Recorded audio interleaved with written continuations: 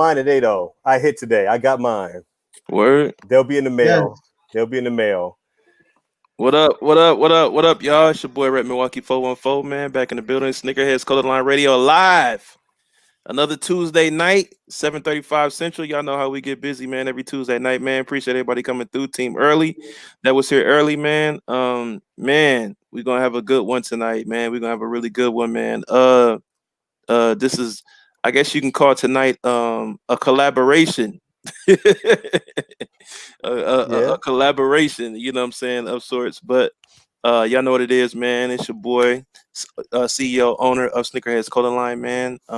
Man, I'm looking really forward to tonight, man. Got the homie BX, and then we have our special guest, A Fresh Culture, man. BX, go ahead and hit your intro, man, and then we'll get busy. What's up? What's up, everybody? What's up, Rep? What's up, a fresh culture? Appreciate you being here. We're back again for another great show. And I'm a catch me on IG, BX Rays underscore double underscore. I'm trying to get myself prepared. Yeah. Trying to. And then we got our special guest, A Fresh Culture, man. Go ahead and give them your intro, where they can find you at, website, all that good stuff, and then we'll get to it. Dante, owner of a Fresh Culture clothing company. IG is the same as it is at the bottom of the screen, a Fresh Culture. Same thing on YouTube as well, and the same thing as my website. Happy to be on here. And before we get started, I do want to shout out my Kick Squad. I see them in the chat. I see Kicks for Fresh in there. I see Kicknology in there. Miss Sasha La, she's a huge supporter of my brand. Yeah. Amier, D. Reed, Jumpman Eric, My Kick Sick, Wyatt, everybody's favorite, D Got Juice. Shout out to them, Val. I appreciate everybody for tuning in. No doubt, no doubt. So most definitely we'll go ahead and get into it right away. Shout out to everybody in the chat. Shout out to the whole Kick Squad, man. That's the majority of everybody that's in here. The majority of them are in here. We got Kev in the building. Shout out to Kev, Monday Misso, which I think I just saw Wyatt to be on there on Monday. So shout Wyatt out to was on Wyatt, man. there yesterday. He was on there last night. Yesterday. He was yesterday. My Yeah. bad. Okay, he was on there Yeah, it was a yesterday. good show. Shout out to Wyatt being on the Monday Misso and all my brothers over there. Who else we got here? And if you are already in here early, man, make sure you hit the comment section so we can shout you out. Okay, but let's go ahead and get into it. So Dante, man, first of all, it is a pleasure in person here. Well, virtually in person here. Mm-hmm. To finally meet. We've been talking for a minute. Right. Most definitely. From one owner to another, man. Very much appreciate you coming through tonight. So we most definitely will get into some, some boss talk a little bit. But how did you actually get into starting your own business, your own brand, your own company?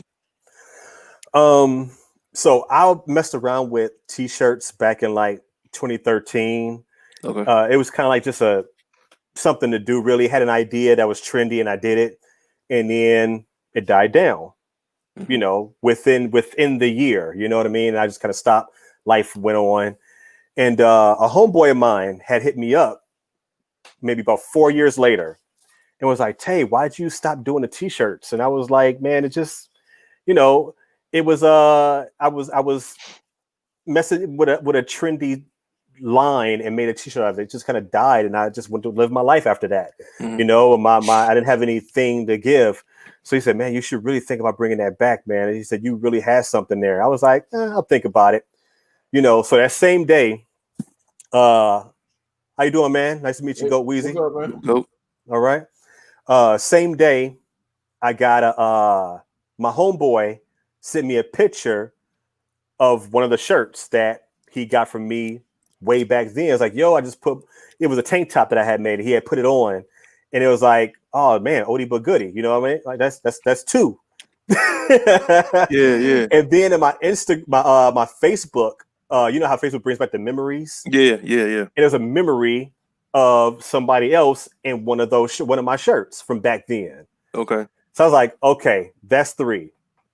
I'm a faith driven person. I'm like, that's three. What are you trying to tell me to do? What am I supposed to be doing here? You throwing down signs at me, Yeah. out of nowhere. So I went to the drawing board, and I came up with a fresh culture, which is based off of Acts 3:19. The days of the times of refreshing comes from the Lord. There's scripture before and after that goes along with that. But it was very faithful. But at the beginning, it was really exactly jump man. God works in threes.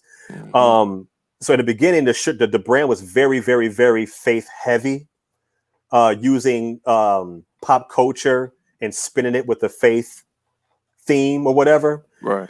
And this is not to say that my faith is corny, because my God's not corny. No, that's a fact. That's a fact. But the brand was corny. Okay.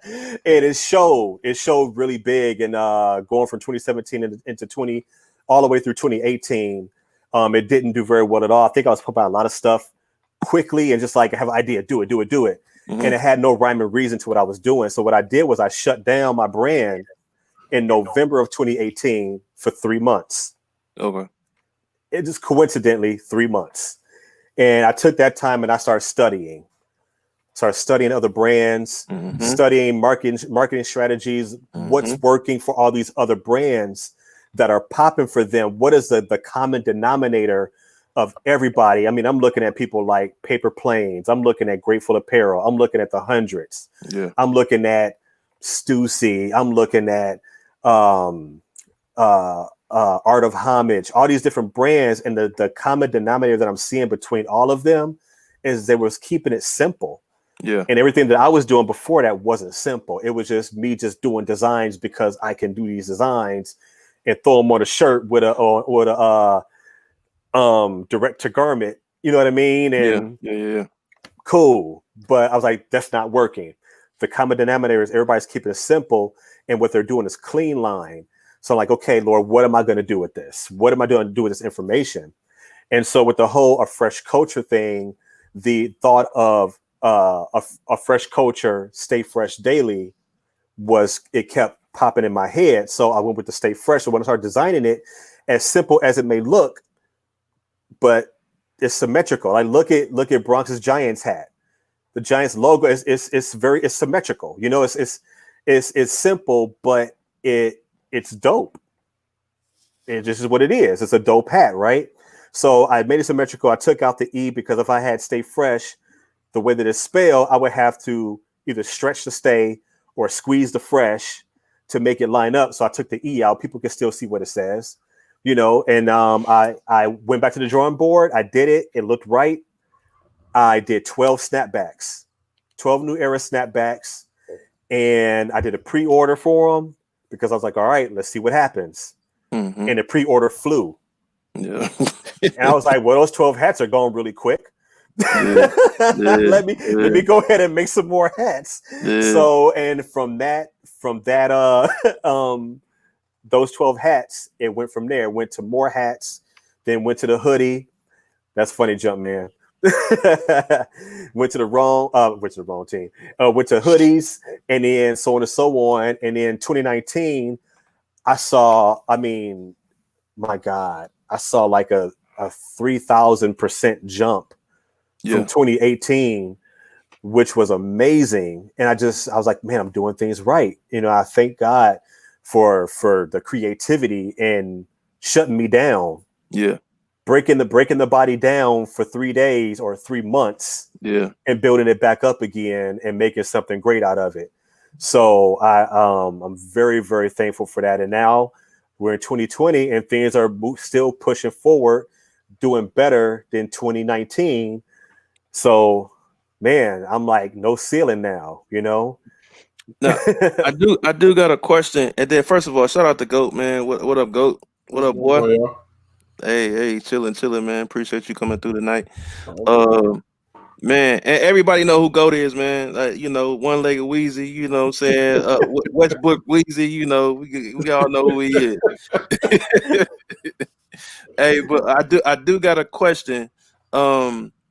Speaking of, since you did talk about 2020, so going into 2020 and then the pandemic hit, did you have questions about this year? Because I'm pretty sure you was probably like all the rest of us, where you was like, oh, 2020, this is what I plan on doing for 2020, and then the pandemic hit, And were you like, oh snap?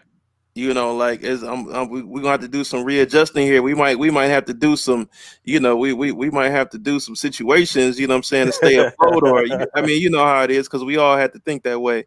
Yeah. And obviously, I mean, I don't know, the ins and outs, of Stay Fresh. But I mean, with everything that we got going on, I think we probably I could piggyback a little bit without counting your coins and saying and telling your blueprint, Mm-hmm. whatever like that. But were you leery at first, and then now looking, and we about to be into the fourth, we about to start the fourth quarter of Mm-hmm. 2020. Do you feel, initially you were leery, and then now you're just like looking back at it like, man, won't he do it? Bro, won't he do it? I'm gonna tell you, 2020, I had ideas, man. I'm pretty sure you did too. I had ideas, and I had did my first pop up, and I think that was October of 2019, and I Okay. was like, I got to do more of these because pop ups is where it's at. I was getting love at these pop ups, so I hosted a pop up before the pandemic hit. Um, take In that Chicago? back. So I had a pop up in Oak Park Okay. at a store called Hustle Smart Live Rich.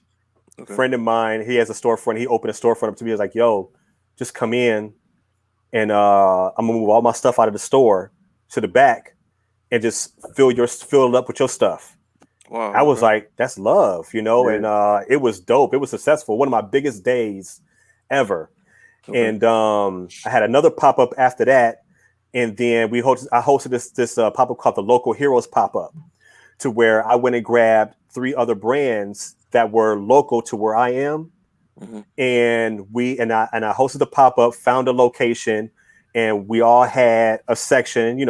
We divided in 4. We had a block, and the hero part of it was I need y'all to agree to take 10% of your sales, not just your profit, but your sales, and we're gonna donate that 10% to an organization here in town that needs it. And Okay. so there's a drill team here called the Elite Striders Drill Team, and the owner, Samia Charity, she works with these kids. They got drummers, drill steppers. I don't know if anybody know what a drill team is, but Yeah. if you think of cheerleaders, but with like military, like bow, bow, bow, bow movements, it's like mixing dance with military movement. And they Hmm. have the drum team and everything. They're 501c3, so they're working off donations. Yeah. Yeah. So I said, do y'all agree to donate the 10% to them? So they said, yeah. So that was the hero part.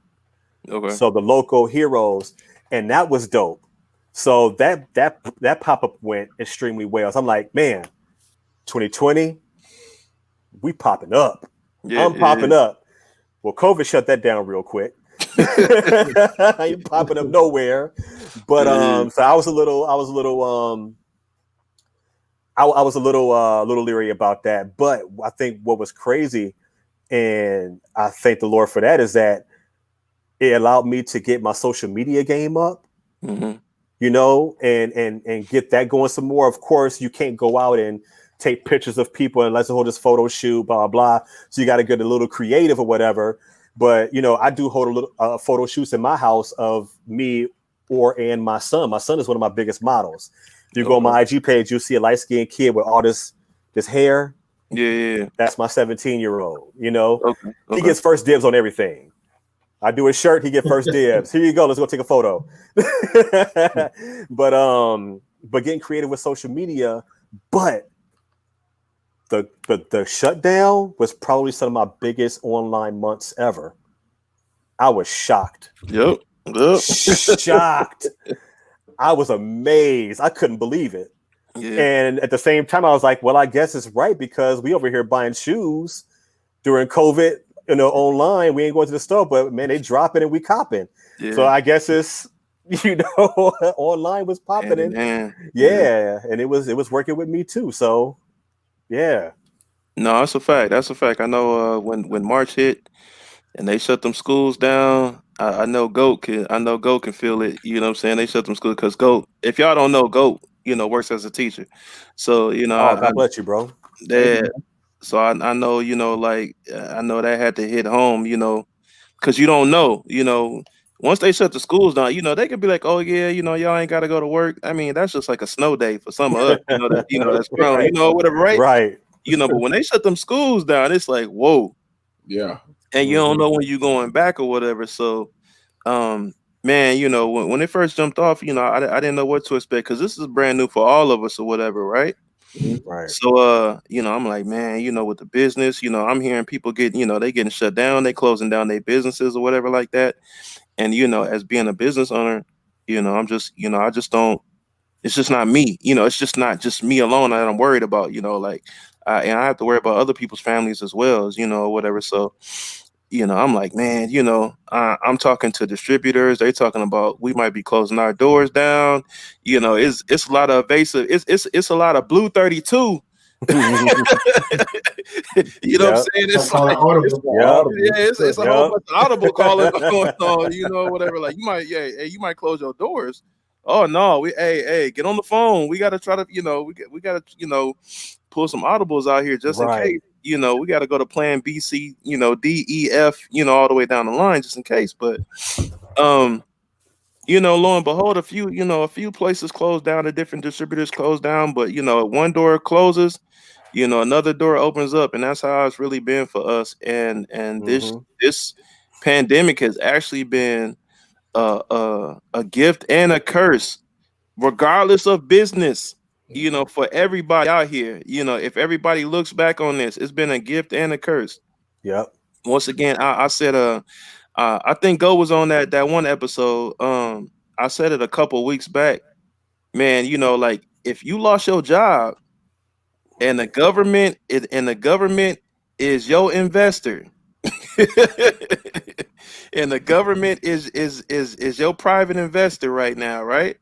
There is no Mhm. reason why you should not be trying to start your own business if this is what Right. you have been wanting to do, Mhm. because it's a lot of people that have been getting more money sitting at home than what they was working a regular 40-hour Yeah. job slave. Yeah. Crazy, right? Exactly. So I'm like, I mean, it's a gift and a curse out here. Why you sitting at home? It's just like that little Romeo college commercial. You sitting at home, you ain't doing that. Exactly. You ain't doing that. You know what I'm saying? Like you could be putting just like how you had to sit down for, saying the Lord had you sit down for 3 months. Yep. He got all us sitting down for for the whole year, right? Bro. So just think about it in that aspect. Mm-hmm. So that's what I'm saying. Like it's this is not for everybody. And I'm not saying, like everybody can get out here and do it, because it ain't for everybody. But if this is what you have been wanting to do, you have had an inspiration, you have had a desire to do something to get out here, but you never jumped off the porch because, oh man, I got these kids, I work 80 hours a week, I do all the, you ain't doing nothing. Yeah. Yeah. I'm saying, and you getting paid by the government to sit on your butt. Mhm. Like, come on, man. Like, yo, Yeah. time is now. I was getting paid. I mean, I didn't lose my job, Mhm. but they were paying us while we were out. They would give us things to do. Some people had full work from home to do, Yeah. and then the other people just had to do certain things like get on the computer and do these trainings, Mhm. and log your hours, and you get paid for your full. Like I'm a 40 hour. Some people are 30, some people are 25, whatever. You get so I got my 40 hours every week just for attending, the morning meetings, the virtual meetings, Mhm. doing some trainings. So Mhm. I felt so blessed with that because so many people didn't get that opportunity, Yeah. to even have that, and people just lost it. This whole thing changed the entire world for a lot of ways. And I don't want to like sour whatever this whole thing is going to be. Yeah. Yeah. But if you look, man, COVID, you talk about God shutting everybody down and sitting everybody down for a moment. Think for a second. If, all right, George Floyd probably would have still happened. Yeah. Regardless of COVID or not, right? Yeah. That situation, I think it would have still happened. But if there was no COVID and people had to go to work on Monday, there would be no protests out in the streets for weeks and weeks and weeks and months. But the fact that, you know, well, I don't know fully about that, Dante. I feel like on Monday morning, people would have went to work. It's like watching. It's like Black History Month come around and Roots then came on all weekend, and then you got to go to work on Monday, right? Yeah, you got to go to work on Monday, right? Right. So you don't watch. So you don't watch Shaka Zulu and Roots. You know, and you don't watch Glory. You don't watch Malcolm X. You don't watch Panther. You don't watch right. So you don't watch all this all weekend. And then you go to work on Monday, and the first person you see 9 times out of 10 is your Caucasian boss, or your Caucasian co-workers that think they your boss. Right. And then they giving you the side remarks, or they giving you the sarcasm, and you catching all of that. Normally you just let it just go off, but you catching all of that, and you don't went into work. All of a sudden you like, man, this job, it's that's all that built up frustration. So I feel like it would have spewed out into the streets regardless. Do you think it would have been to this magnitude? Because it's still going on in some states. I honestly feel like job or no job, it would have been a Rodney King situation regardless. Yeah, I think so too. Yeah, but Rodney King was only isolated. Like LA had the biggest riot, right? When Rodney King happened. But that was before social media, though. That's true. That is true. Yeah. That is very true. I do think, though, that with the world shutting down, and there's an analyst, my dog, he won't let me. He just wants to sit in my lap and be in the video. But I just think that with all of this, us not having anywhere to go, I think magnified all of this stuff. Because you got a lot of people who I'm pretty sure would have been at work. But with all of this in the streets, it changed a lot in the world. It changed. It changed things in the NFL. Yeah, it changed some laws. Some things have been swapped around there. It's still a long way to go. But I do think that I feel that if COVID didn't happen, the changes that we just hit. Just think of how many times this has happened and it's rah for a moment, and then it's gone. Well, okay, good example. It's been rah for like 6 months. Good example, right? Pandemic hit. So pandemic hit. Everybody is very much, conscious about, the presidential candidacy right now, right? But the last one, when there wasn't no pandemic, Negroes was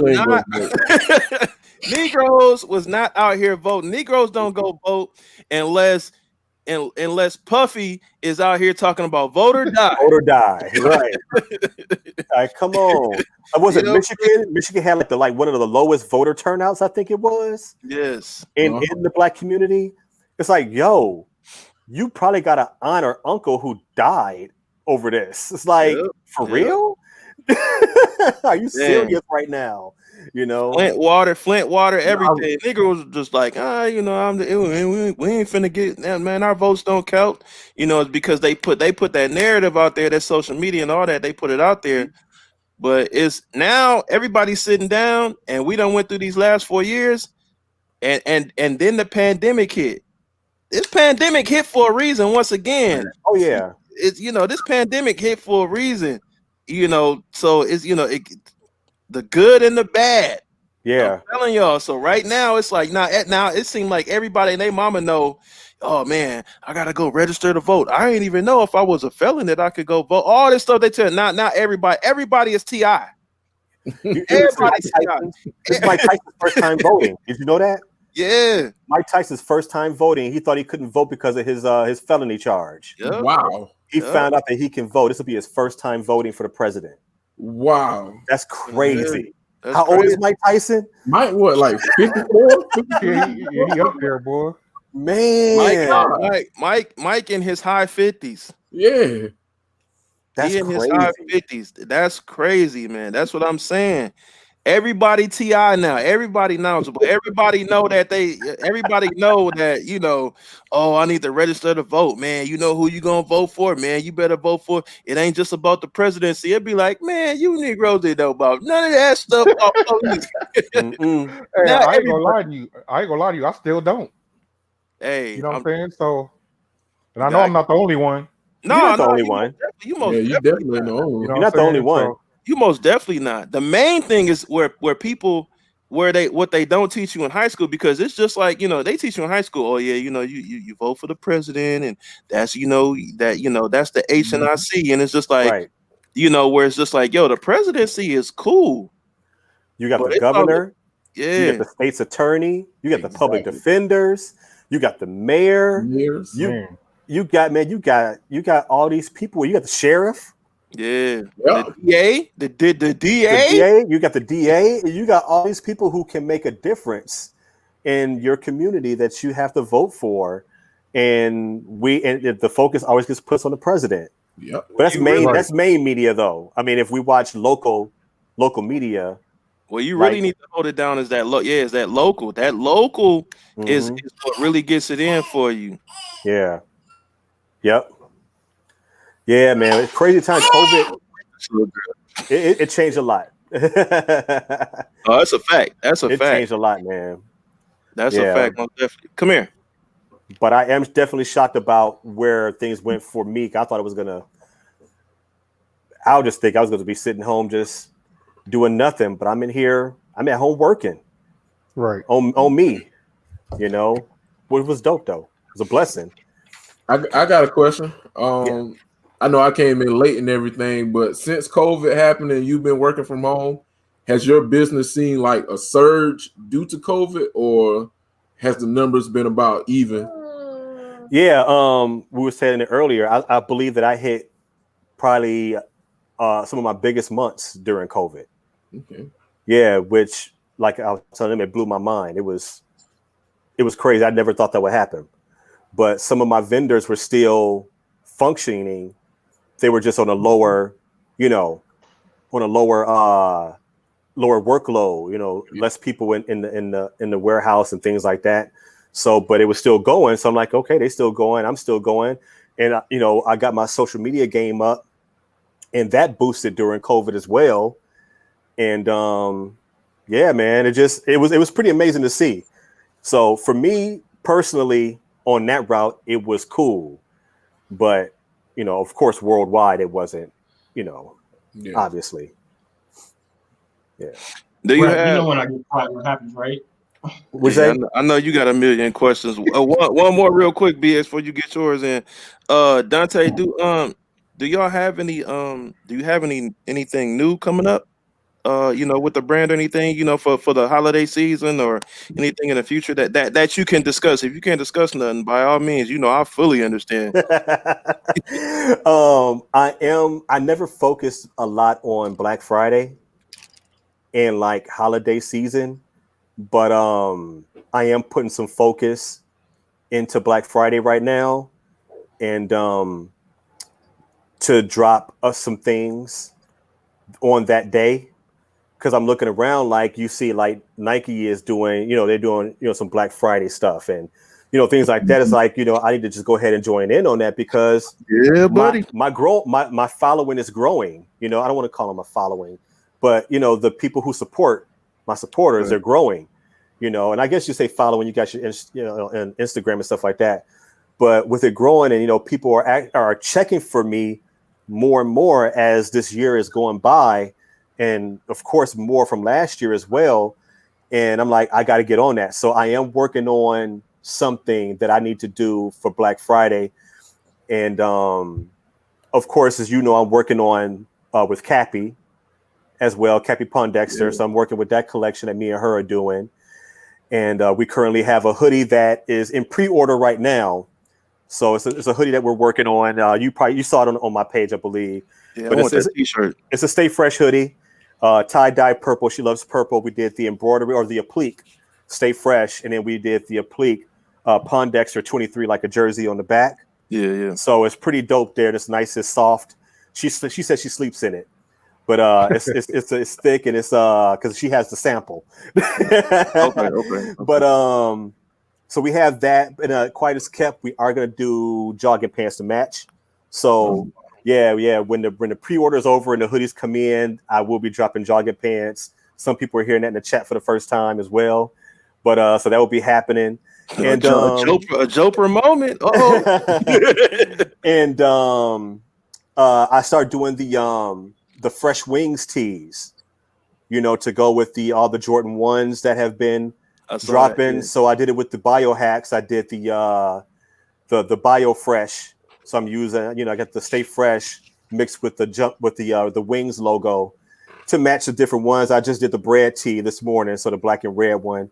And so I'll be doing a few more of those probably as the year go on, and maybe I'll figure out a cool one to do, for Black Friday as well. But we'll see what happens with that.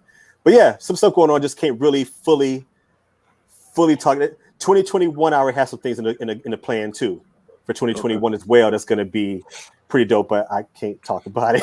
Yeah. No, by all means, shut up. By all means, shut up. No, I get it, most definitely. Man, so most definitely. Just to pause 1 second, y'all. If y'all haven't already, man, make sure that you guys check out Stay Fresh. What is the website once again, Dante? It's a Fresh Culture, freshculture.com. Freshculture.com. Yeah, freshculture.com. Make sure I get that in the comment section for y'all. Yeah, I'm checking out the IG now. Yep, that's it right there, y'all. That's it right there. Freshculture.com. If you Google Stay Fresh, you can Google it the way that it's written, but Google likes to try to make you spell it the correct way. So you'll find it that way as well, just if you just Google that. But yeah, freshculture.com. Kim Strong, I did get him this morning. I got the breads this morning. I did get them. Yeah, they've been in the lives. It was ruthless, man. Everybody was got him. I'm like, nobody in my area has them. Everybody was able to walk in the champs just so happily they're there. Right. I went to like 5 stores, called about 6 more, and ain't nobody have them. But I finally got them this morning, so I'm pumped up about that. I hit a couple spots today. I didn't see him in there, to be honest with you, now that I think about it. So they most definitely was a hot item. I'm not in the one lows like that, but I didn't see him. So they obviously was either they was not here in San Antonio, because I'm in San Antonio right now, or they just wasn't, like they just wasn't playing around about copping them today, I guess. So, I guess, yeah. We had them in the store like 3 weeks ago. I got mine out my store. Man.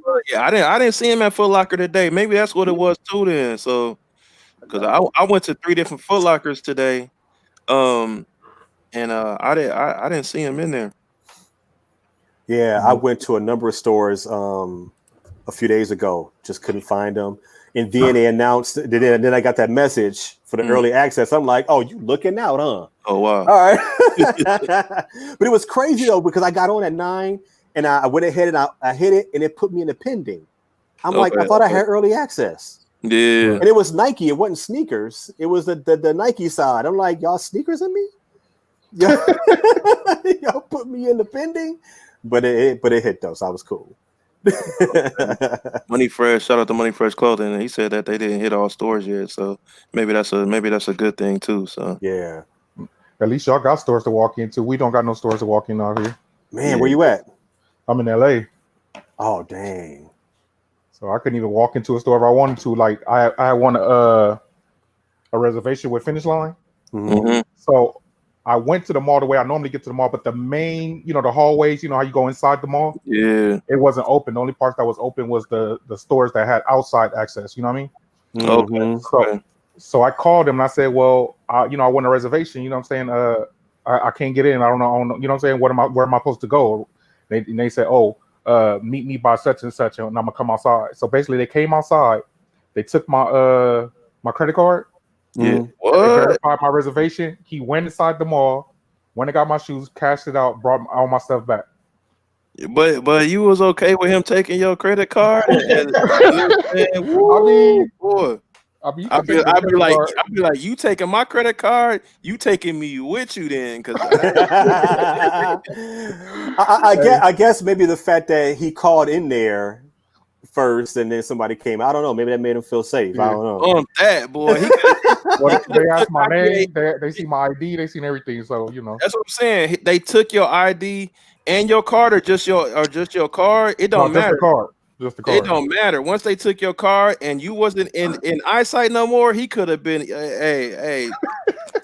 He could have been taking pictures and everything of your joint, getting hella swipes in. It's all good. I know how to make the phone call and be like, "Hey, I didn't charge none of that." Hey, I get it. I'd be on the same thing, but the hassle of dealing with that is just ridiculous. Yeah. So I mean, that's just the situation out here, man. Like I said, like you guys talk about the pandemic. Like I hear a lot of people saying like it's business as usual. You know what I'm saying? Not to the 100%, but out here, right. Out here, they ain't playing no games. Yeah. Oh snap! See. Hey, Goat, man. Hey, Goat. Man. Goat, man. Look, you the champ, Goat. You already won, bro. See? Y'all playing like the Kid Squad did last week. That's messed up. I don't have mine in hand yet. I didn't know that. I had early access too, and I was like, bro, I thought they came out in stores already. Oh, hey, Aiden, can you take him out or something? He's sitting barking at me like I'm the only one in the house. Yeah, I got another pair on the way. Just in, I don't know. Just I got mine too. Now what? I got mine. Oh, yeah. I could pull those out. Though. Yeah. I can't mess with you now. If I put them lows on, I'm gonna look like J-Dot. Hey. Yeah, I can't. I do like those though, man, but I can't. Some of my lows, man, I can't do it. I said the same thing. I was like, man, I can't do lows, but my manager he was like, you sure you don't want it? I was like, man, just let me get it. I like those, man. I don't like the tongue. That's what my problem is. I don't like the tongue. The tongue throws me off. It feels cheap. You know what I'm saying? And it's thin. It ain't like the OG high tongue. I just like the discounted price. I got these. Oh yeah. Hey, $90 ain't bad, right? Yeah, that discounted price ain't bad. They'll probably pay $60 for them things, man. $60. Hey, it was more than that. He see how he lasts $60.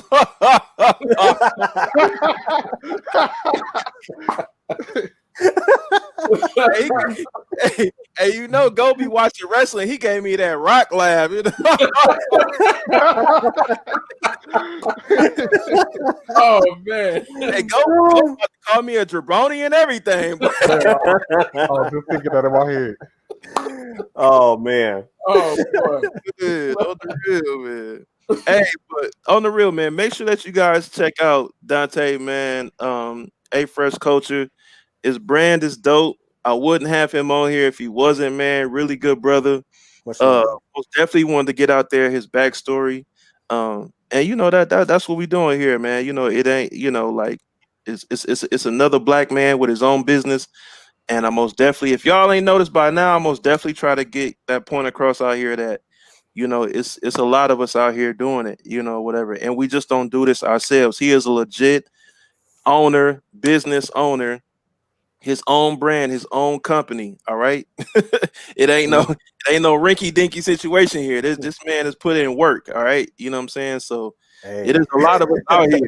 It is a lot of us out here. You know, really is, man. So, the biggest thing with that, bro, is trying to break that stigma of because you probably hear it all the time. I mean, you from Milwaukee, so you ain't too far away from where I'm from, right? I mean, you know, the whole you hear all the time, like, this is why I don't do business with black people because of blah, blah, blah. Mm-hmm. Right. And you get the, you know, they go into it automatically thinking that it's going to be janky or that they can ask for a hey brother discount and things like that. And I had to figure out how am I going to enter this thing without people knowing who I am first.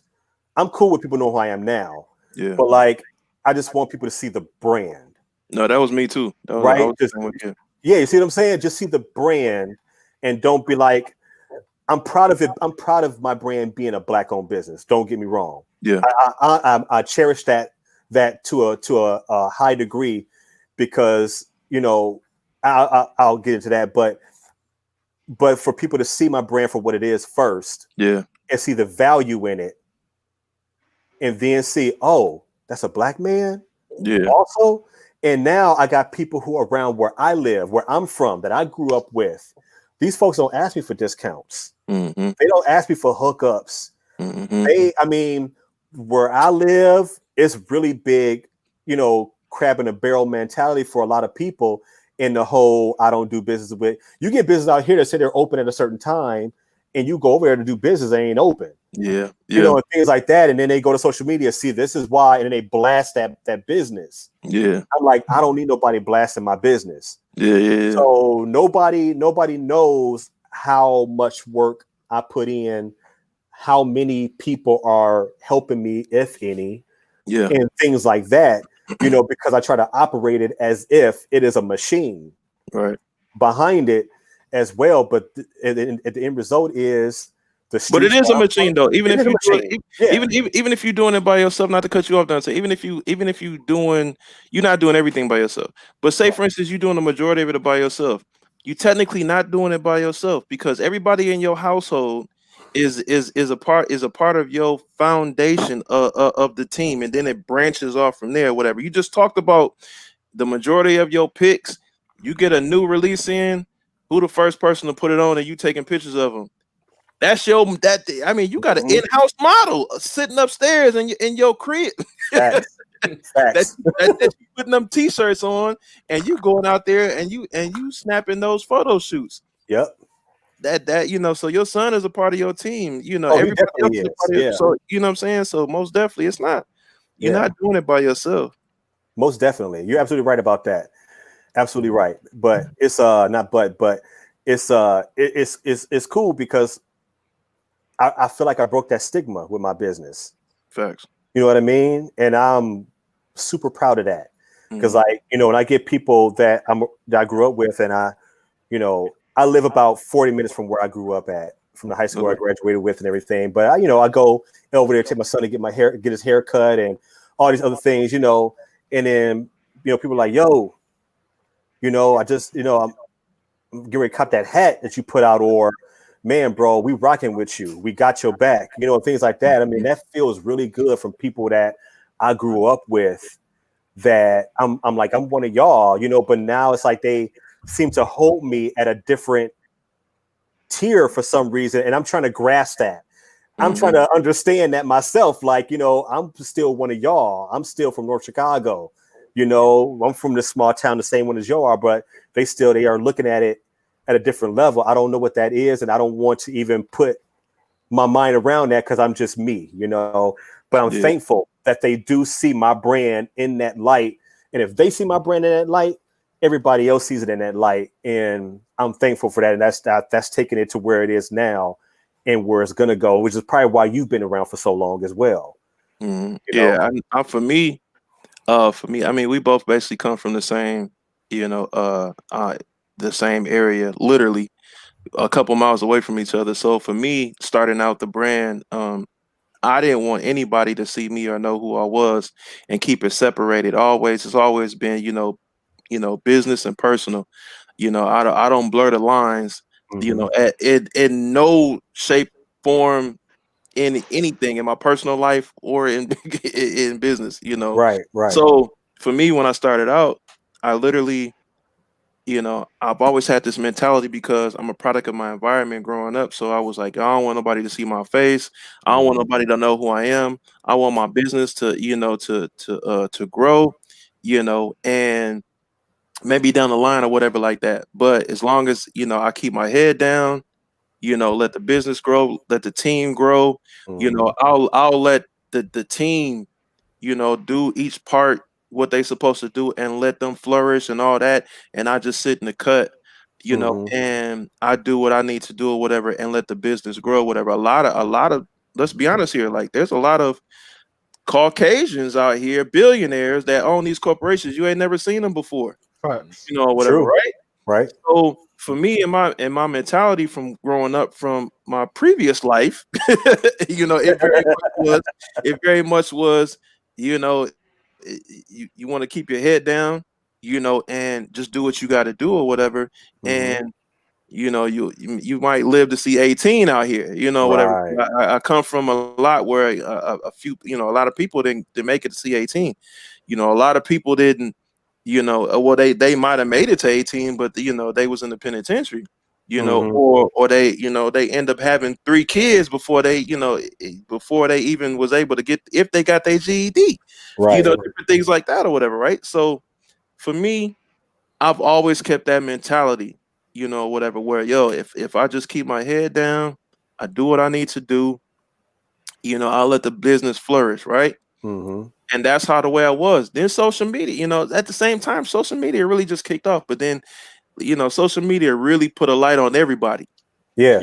You can be a bum, bro. You can be a bum, you know, whatever, right? But you could be a bum with a new iPhone, and all of a sudden, oh snap, you know, whatever, right? Right.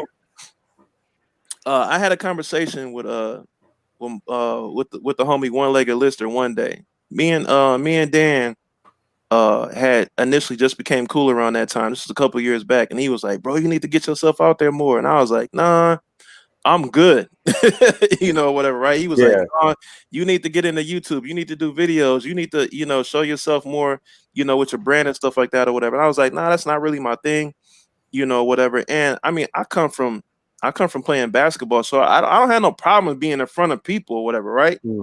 But I'm very much an introvert, you know, whatever. So, but as years have gone on, I have grown to not be so much of an introvert, you know, being married with my wife, kids, playing basketball, and just interacting with everybody on here, you know, whatever. And just being a grown man and being a business owner. I have to talk to people being a business owner. Otherwise, I'm not going to grow, flourish at all whatsoever.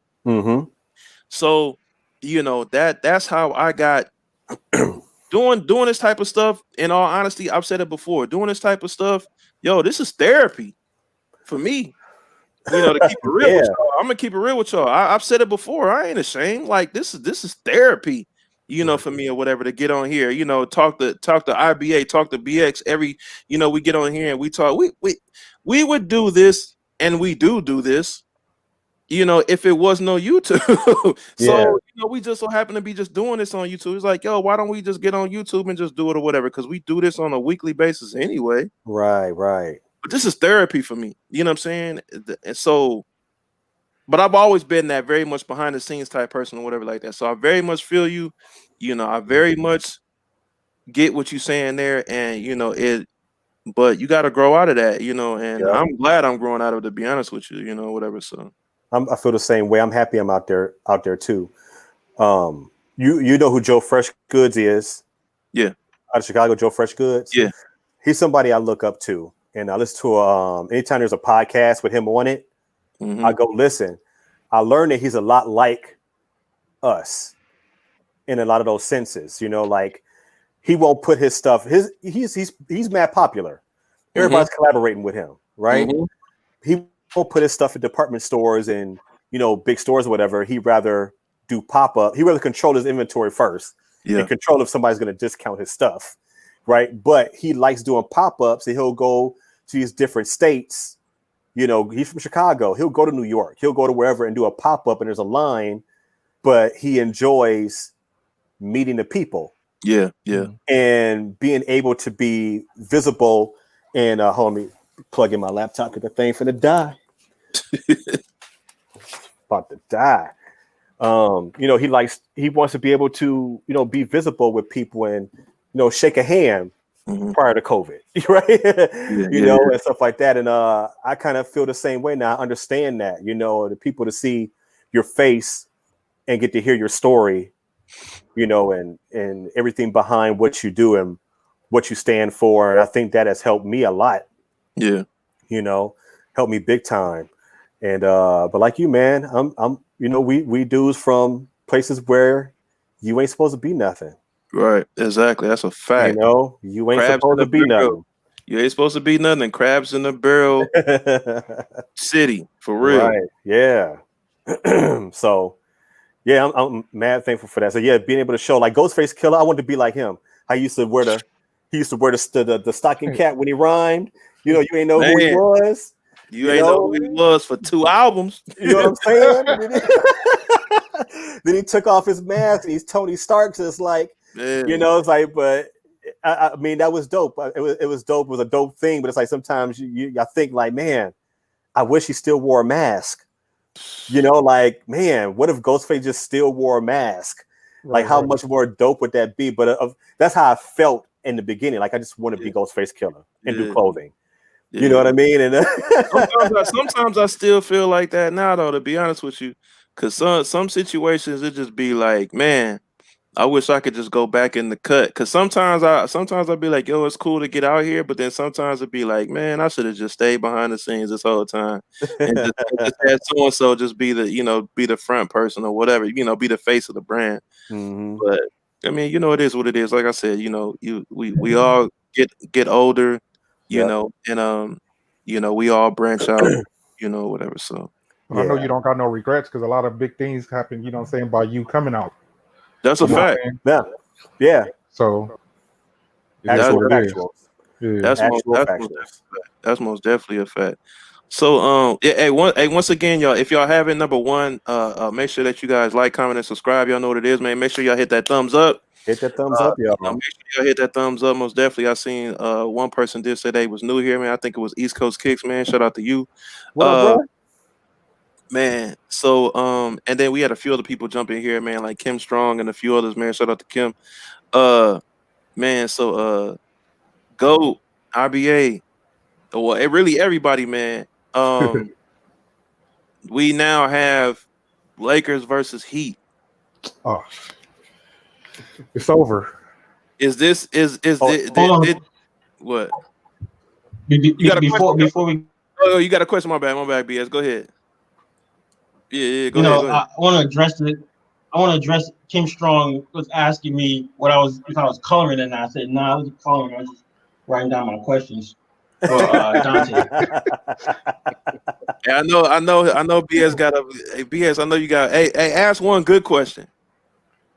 Well, He got like 10 on his okay. list. Yeah, he got 10. That's why I said one good question. All right, I'm gonna ask you one good question. When the pandemic hit, right? We were talking about that earlier. When the pandemic hit, as a business owner, what was the first decision you had to make that was to like impact your business so it could make a profit or whatever, just stay where it was at? What decision did you have to make? Um, it didn't have to do with like making a shirt or anything. It was more of what do I do to, because at first, you know, you're thinking that the pandemic is going to slow you down in the beginning. That's what I'm thinking in the beginning. So okay, if I'm gonna have all this downtime, what can I do for when things pump back up again Yeah. to be ready? You know, so the things that I did background stuff, you know. So I did do some design stuff, right? I did do some things, you know, I did still make shirts and stuff like that. But I started taking a class. I Okay. started taking the Parsons Yellow Brick streetwear class. So I signed up for that, and I've been taking that. I've been going to school basically, taking classes on how to make my business better, and I'm learning things that I kind of already knew, but how to improve that and learning more things as well and stuff like that. So I started doing that to try to make my business better, figuring out how to make my social media better. You know, I got time now, so I can post, you know, a couple times a day or whatever, versus not posting this day or posting once. Yeah. You know, things like that. I can kind of focus a little bit on what kind of content do I want to do. So, and on top of that, what other ideas can I come up with and stuff like that? So there's a lot of background stuff that I did to try to get me going after the pandemic died down, because you didn't know when it was going to be over. But you knew at some point it was going to die down a little bit and things were going to kind of try to go back to normal, you know. But of course, what happened, we didn't expect the whole online thing to be booming like it did. You know, Amazon went bonkers during that time, you know, but we didn't expect that. So yeah, it was just mainly a lot of background stuff, how to be better. And like you said, it's been therapeutic. I think running this brand has made me a better person. I don't think I was a bad person. You know, I always think I've been a kind person and things like that, but I think it's made me be a more responsible and better man. Yeah. And using this creativity that I have in me that I didn't know that I had that I thought I lost for a long time, and for it to now just be hitting me back like that, you know, using that. So just a lot of background stuff, finding how to be better, I think is what I did. And it's crazy. It's crazy. Go ahead, Biz. I have the last one, because you're gonna give me one, but I'm gonna give you the last one. Okay, I'm sitting between two black business owners right here, right? When are we gonna get that Sneakerheads clothing line and a Fresh Culture collab? That's something we can talk about behind the scenes. I mean, that's you know, nothing's impossible. Yeah, you know what I mean, I learned that we here, right? That's a fact. And it's not something that we hadn't even already started, you know, an initiation conversation about already. So I mean, it most definitely it should, and it more than likely will happen. But we literally just like this is the first, like I said, face to face, like virtual face to face or whatever like that. But me and Dante have had a few conversations within the last 30 days. I mean, like, heck, we just literally met like 30 days ago. we met on, I forgot whose live it was that we initially met on. It was one of somebody in the Kick Squad. I forgot who was it. Kicknology's live? It was Kicknology. Yep.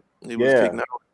Yep. So it literally was just like 30 days ago. Because once again, I didn't know who the face of, you know, or who the man was, you know, for a Fresh Culture. Now I did see it previously, like right before then, you know, so I you know, I had no idea. So I mean, you know, stars in alignment, you know, and it's all God's timing.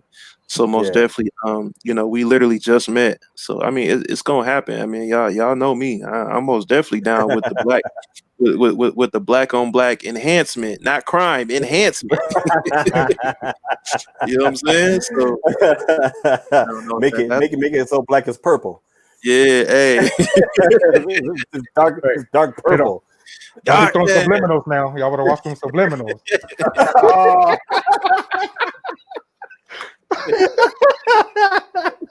You laughing too hard. You laughing a little bit. That's cold. I wouldn't even go in there. I wouldn't even. I just met you, bro. I wouldn't even do that. I'm just trolling. I'll be playing, bro. You good? Hey, man, hey, that's real. So most definitely, you know, that will probably end up happening here in the near future. So, but yeah, man, make sure you guys check out A Fresh Culture, man, for sure.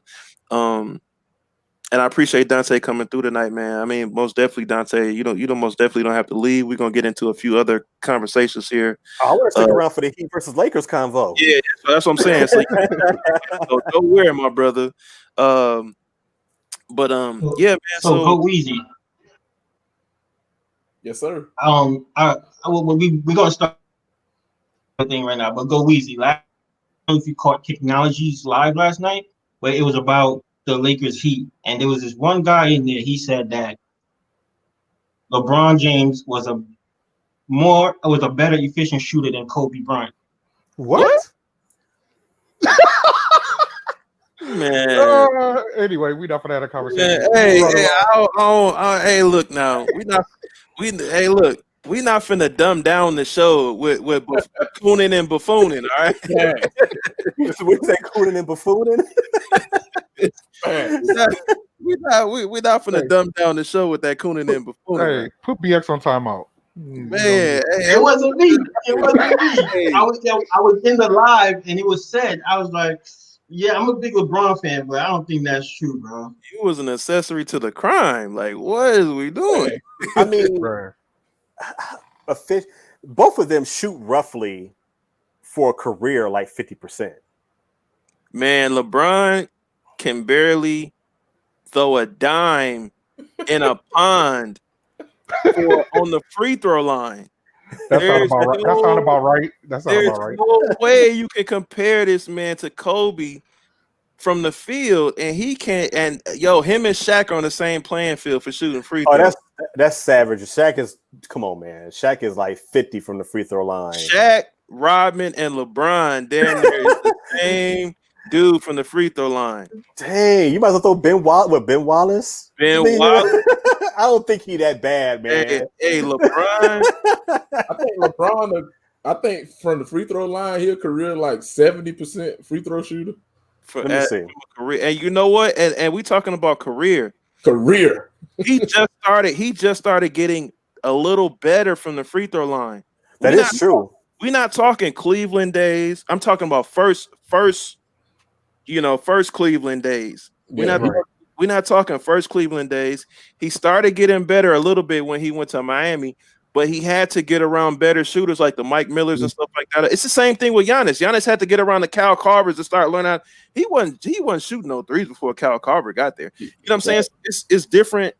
You got to get them shooters around you that actually legit want to help you with your game, first of all. Yeah. You know what I'm saying, or whatever. But come on, man, comparing him to Kobe shooting? Yeah, I mean, you're right. He is like 70%. There are some seasons where he shot under 70. Yeah. LeBron, there are some seasons he shot under 70%. So I don't think Kobe has ever had a 70% free throw shooting season ever in life. You know, I mean, maybe when he was 6 years old, maybe. But now, don't get it twisted. I give LeBron hella flack, but I do like LeBron.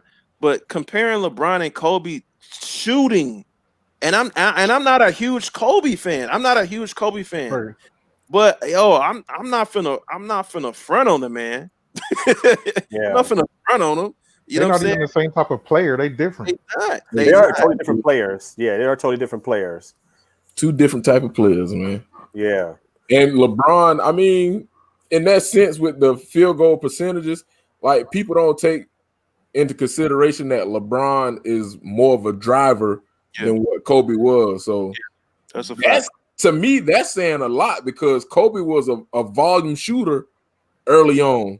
So if his field goal percentage is up there with LeBron, who's a driver to the basket, that says a lot about Kobe. Yeah, he's hovering at that 50% area. And also Kobe takes like he's still here because I wish he still was. Absolutely. But he took more harder shots, of course, than a lot of players in the league.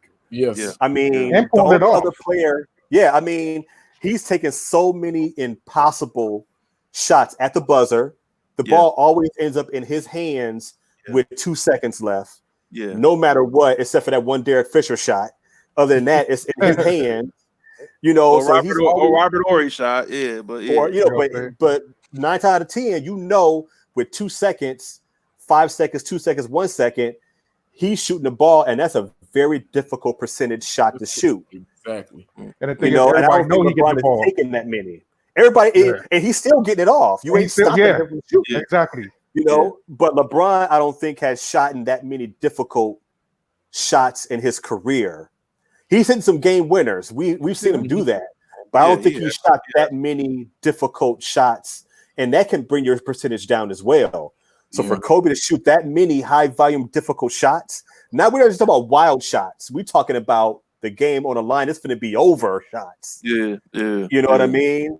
For him to have that higher percentage like that, you know, that's Ron big.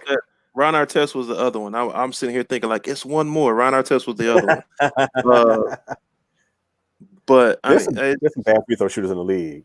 Yeah. It's the same thing when people talk about LeBron, you know, and they try to, you know, the name they always say, you know, LeBron, Jordan, and stuff like that. I mean, you can't go past Kobe before you even talk about, you know, Jordan or whatever like that. But once again, you're talking two different playing fields, man. That's like talking about, You know what I'm saying? Somebody that's the greatest left fielder, and then you're talking about the greatest third baseman. Yeah. You know what I'm saying? You know what I'm saying? It's like you can't compare the two. You can't compare the two. So it's LeBron, is a point forward, and Jordan and Kobe played shooting guard. Killer. They play killer. Sometimes small forward, but really shooting guard, and that's literally give me the ball, bro. Right. Their position was called assassin. Yeah, exactly. That's what their position was called, assassin. Jordan 1 year on purpose led the league in assists. He did that on purpose. After that, he was like, I just want to show y'all I can do it. Exactly. Now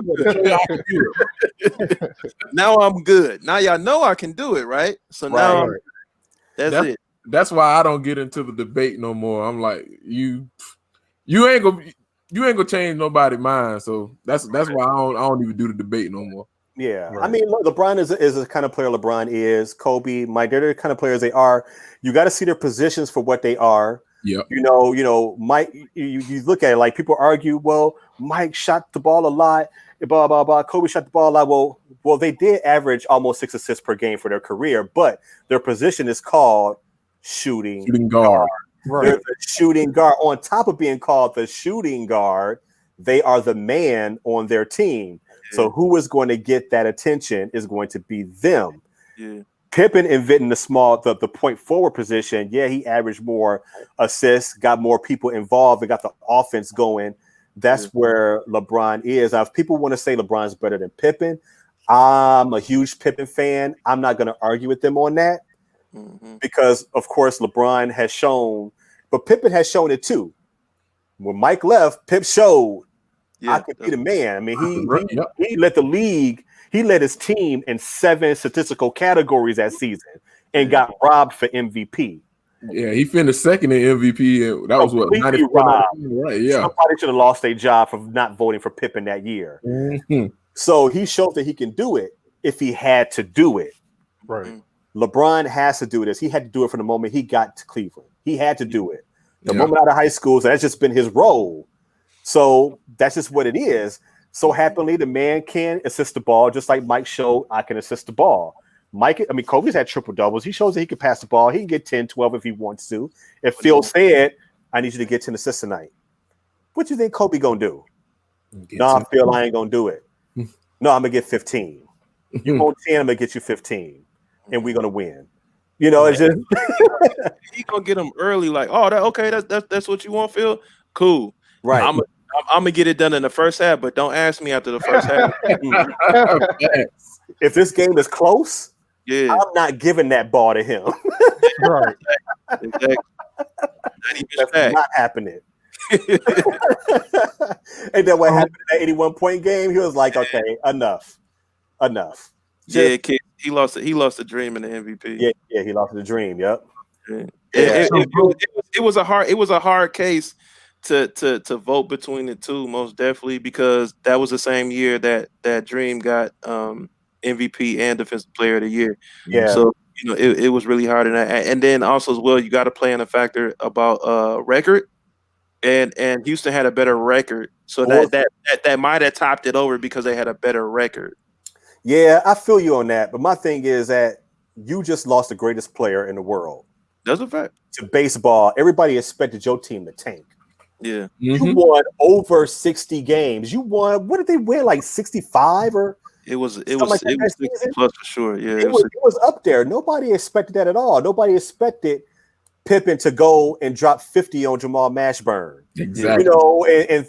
And like I said, lead 7 categories for his team in the season: assists, rebounding, blocks, scoring. I mean, are you kidding me? Yeah. And you put that in consideration. Dream had a great season. Yeah. And the Rockets, of course, won the championship.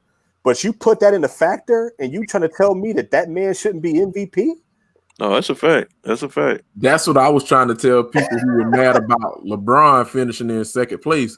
I'm like, have y'all seen the Milwaukee Bucks? Like, it's Giannis and it's role players. Yeah. Right. Like, bro, that's it. Like, LeBron is playing with the best power forward in the game. And then the best power forward has better statistical. then you and could then have won MVP. Right, exactly. So then you're trying to put Giannis stats up against LeBron stats, and LeBron only gets Giannis in 2 categories. Just 2, and that's it. All the rest of the categories, he is demolishing LeBron. I ain't gonna say demolishing LeBron in stats, but basically, he doing them bad. Yeah, it ain't close. It ain't close at all. It ain't close. What I do disagree with though is he won Defensive Player of the Year, and I'm not mad about it or anything. But at the same time, I was very puzzled why nobody talked about Hassan Whiteside.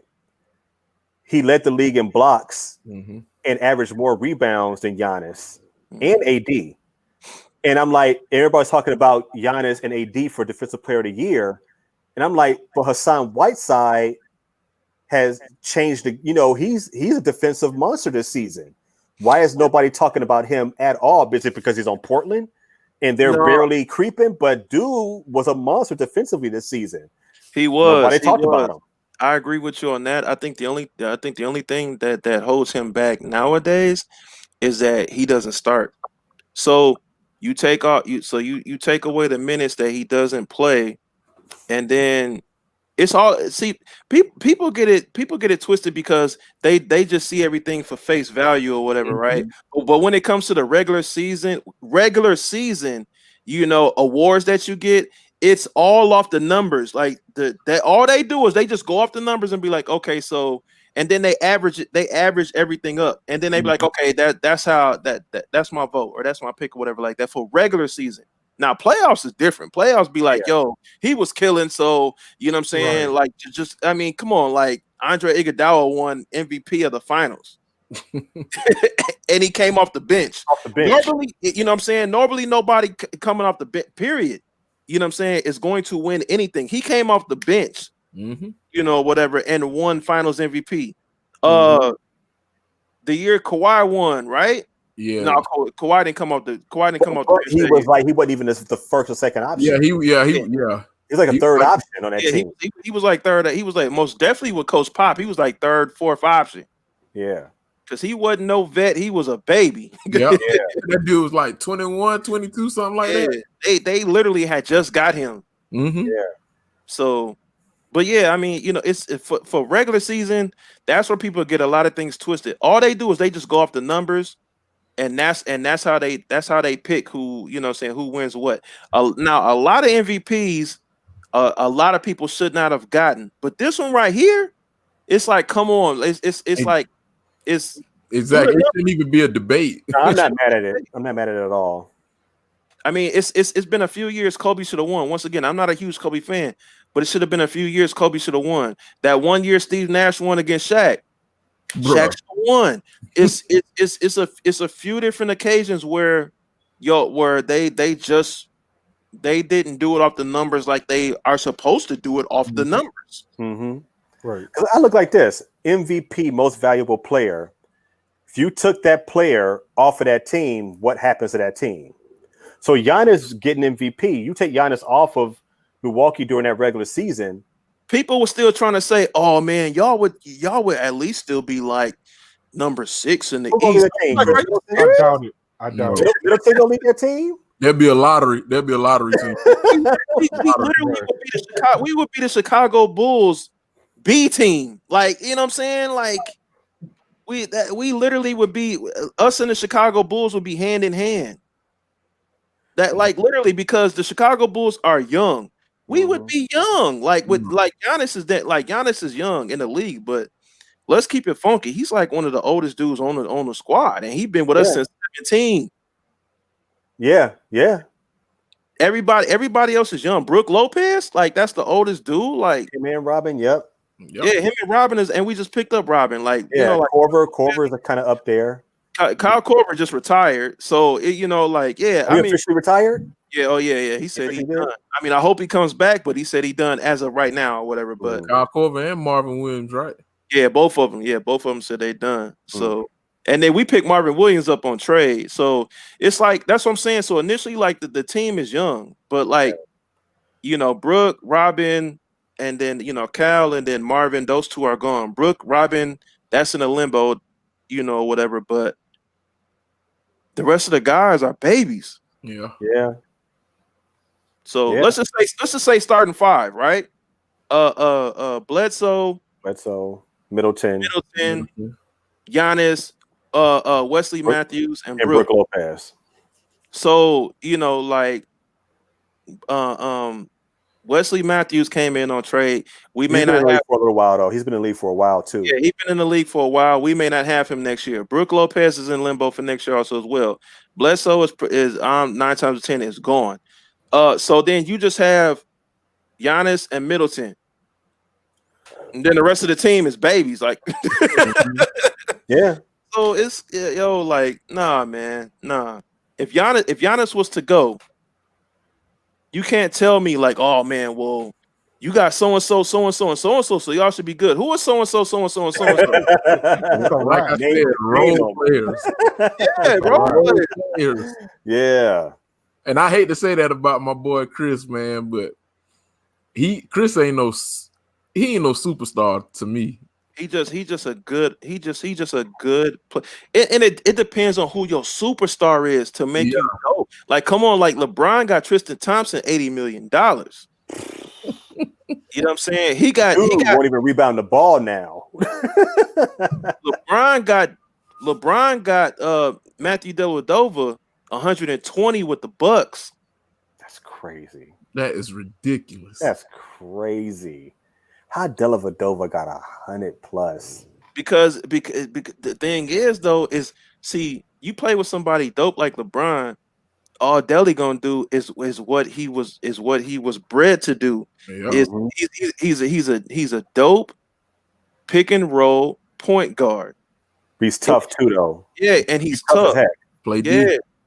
But if you put him on another team with somebody else that's not equivalent to a LeBron or a Giannis, man, that's it. I mean, he's just no disrespect, but he's just another white boy coming off the bench. And he ain't no, he ain't no, oh my God, he ain't no Tyler Hero at all. Yeah, Tyler Hero, he different. Yeah. So going around this panel, I want you to say who you got in the finals and how many games. Don't go to me first. Go. Lakers in 5, man. What about you, IBA? Miami too young. We got a lot of championship experience. When does the final start? Tomorrow. They start tomorrow. Tomorrow is the 30th. Yes. So you saying 5? I got it, man. Look, if we can't beat them in 5, bruh, it'll be a long series. Like, I'm looking at LeBron, championship experience, Dwight, JaVale, Rondo, Danny Green, just coming off a championship. Hey, I kind of agree with that because I feel like right now, especially as close as they're getting, Lakers seeing blood right now, and I feel like they know it's theirs to lose. Exactly. You know what I'm saying? So they might get lucky and probably get one, if that. Dang. Y'all ain't giving Miami no credit. No, not at all. I feel like they're not even supposed to be there, though. Like, you know what I'm saying? So I'm just going to keep it 100. That's just how I feel. My opinion. I'm gonna keep it real. Like, we all know that if there was no bubble and you talking home court advantage, crowds, all the stuff like that or whatever, it'd be a totally different playing field for how the whole playoffs would have went. Mm-hmm. Because we're talking about the Heat is a number 7 seed in the East against the number 1 seed in the West. Mm-hmm. Let's keep it real here. The final start tomorrow of Game 1. Game 2 is on the 2nd. Game 3 is on the 4th. Game 4 is on the 6th. Game 5 is on the 9th. Game 6 is on the 11th. Game 7 is on the 13th. First of all, when have you ever heard of playoffs literally going every other day? First of all, right? So because of this. Right, exactly. So with the bubble, they have to have this done. I remember they said this by the 15th of October. That's what they set this all up for. Mm-hmm. Mm-hmm. And then most definitely the NBA has to keep up they TV contract. Right. So they need these games to be played. Yeah, they rushing everything. They need these games to be played. I don't mind it running like that. I like it. I like it every other day. I do too. I I do like too. it. But Like I said, go I ahead. see it. I see it going. I see it going to October 9th, which is Game 5. 5? I don't see them going past October 9th. Man. After October 9th, you will see a whole bunch of playoff playback on NBA TV. 'Cause I don't. Hey, yeah, because they trying to keep up with the schedule. Like they got the draft coming up in November, Yeah. and this is usually around the time training camp starts. So True. so this week could be the first week of October. Yeah. This starting this weekend really would have been like the official get back together Yep. because they start preseason like a week and a half later after that, around like Yeah. October 10th or October 15th. On a normal basis. Yeah, like October Yeah. 10th, October 15th or something like that. They The start season normally starts like the week of Halloween, like October 30th, October 29th. Yep. Yeah, normally, yeah. So they play a couple preseason games like around the 10th, in between 10, 15, they start around there. So Yeah, then they spend like a week or so with no games, yeah. straight practice, and then boom. Mm-hmm. Yeah. You see that gentleman in the chat, My Kick Sick? You know he's a Laker fan. That's my boy. Yeah, But I he know don't that. like LeBron. Yeah, he don't like but LeBron. he hates LeBron. Hey, So that's me. Hey, that's us. I don't care for LeBron at all. But you Even know what? when, I ain't gonna lie, even when LeBron score, I get pissed off. Like, You know one thing that's funny is that people you can tell the difference between like real Laker fans. I'm talking Nick Van Exel Lakers. I'm talking Tony Smith Magic. You know what I'm saying? I'm talking You like said Tony real, Smith. You went. Symbolic. you know, Tony Smith from Milwaukee. That's the only reason why. and Kenosha Nick. Kenosha Nick. You know what I'm saying? So the only reason, like, you can tell like real Laker fans, and then you can tell LeBron fans, because Laker fans, like, since the day he got there, they ain't like it because it's always a comparison of, you know, like LeBron, Kobe, you know, whatever like that. And then the legacy of that, LeBron is basically like a bred Laker, like, and then LeBron is basically like a man for hire. right. That's how it looks. And I mean, we talk IBA here right now. He can, I mean, you know, he can say it himself. I can see that. You know, whatever. So LeBron, when people look at it like real, like Laker fans, like IBA, I don't know anybody that's been like, man, if they are a Laker fan, that'd be like, man, they like LeBron. Or normally they'd just be like, well, he on my team, so you know what I'm saying, I'm rooting for him. That'd be the other thing they say. But I ain't never heard nobody be like, man, we got LeBron. Hell yeah, we about to. Yo, I mean, I've been a LeBron fan all my life, and you was a Kobe fan. So if you Now here's the LeBron fans that I like LeBron. I've liked him since he came in the league. I think he's a monster. You know, I call him Freight Train James. Yeah. That's his nickname to me, Freight Train James. But right, don't get in front of that man. But his fans are what I can't jive with. His fans, they make you want to root against LeBron because they are so like, bro, you was just a Miami Heat fan. Right. You was just a Cleveland fan. You know, now you like, oh, Lakers, you saying we. Only a fan of their team. Their team says we, because we have that connection with our team all of our life. I'm a Bulls fan all my life, even through Cordell David and Brent Berry and Dickie Simpkins. I was a Bulls fan. I didn't jump ship. I didn't go root for Houston when Pippen left and went and played for the Rockets, and then was a Portland fan when he went to Portland. I was still a Bulls fan. Now, did I root for some other players? I love AI. I love Kobe. You know, I love those dudes. I love watching them. But I was always a Bulls fan. I didn't jump ship.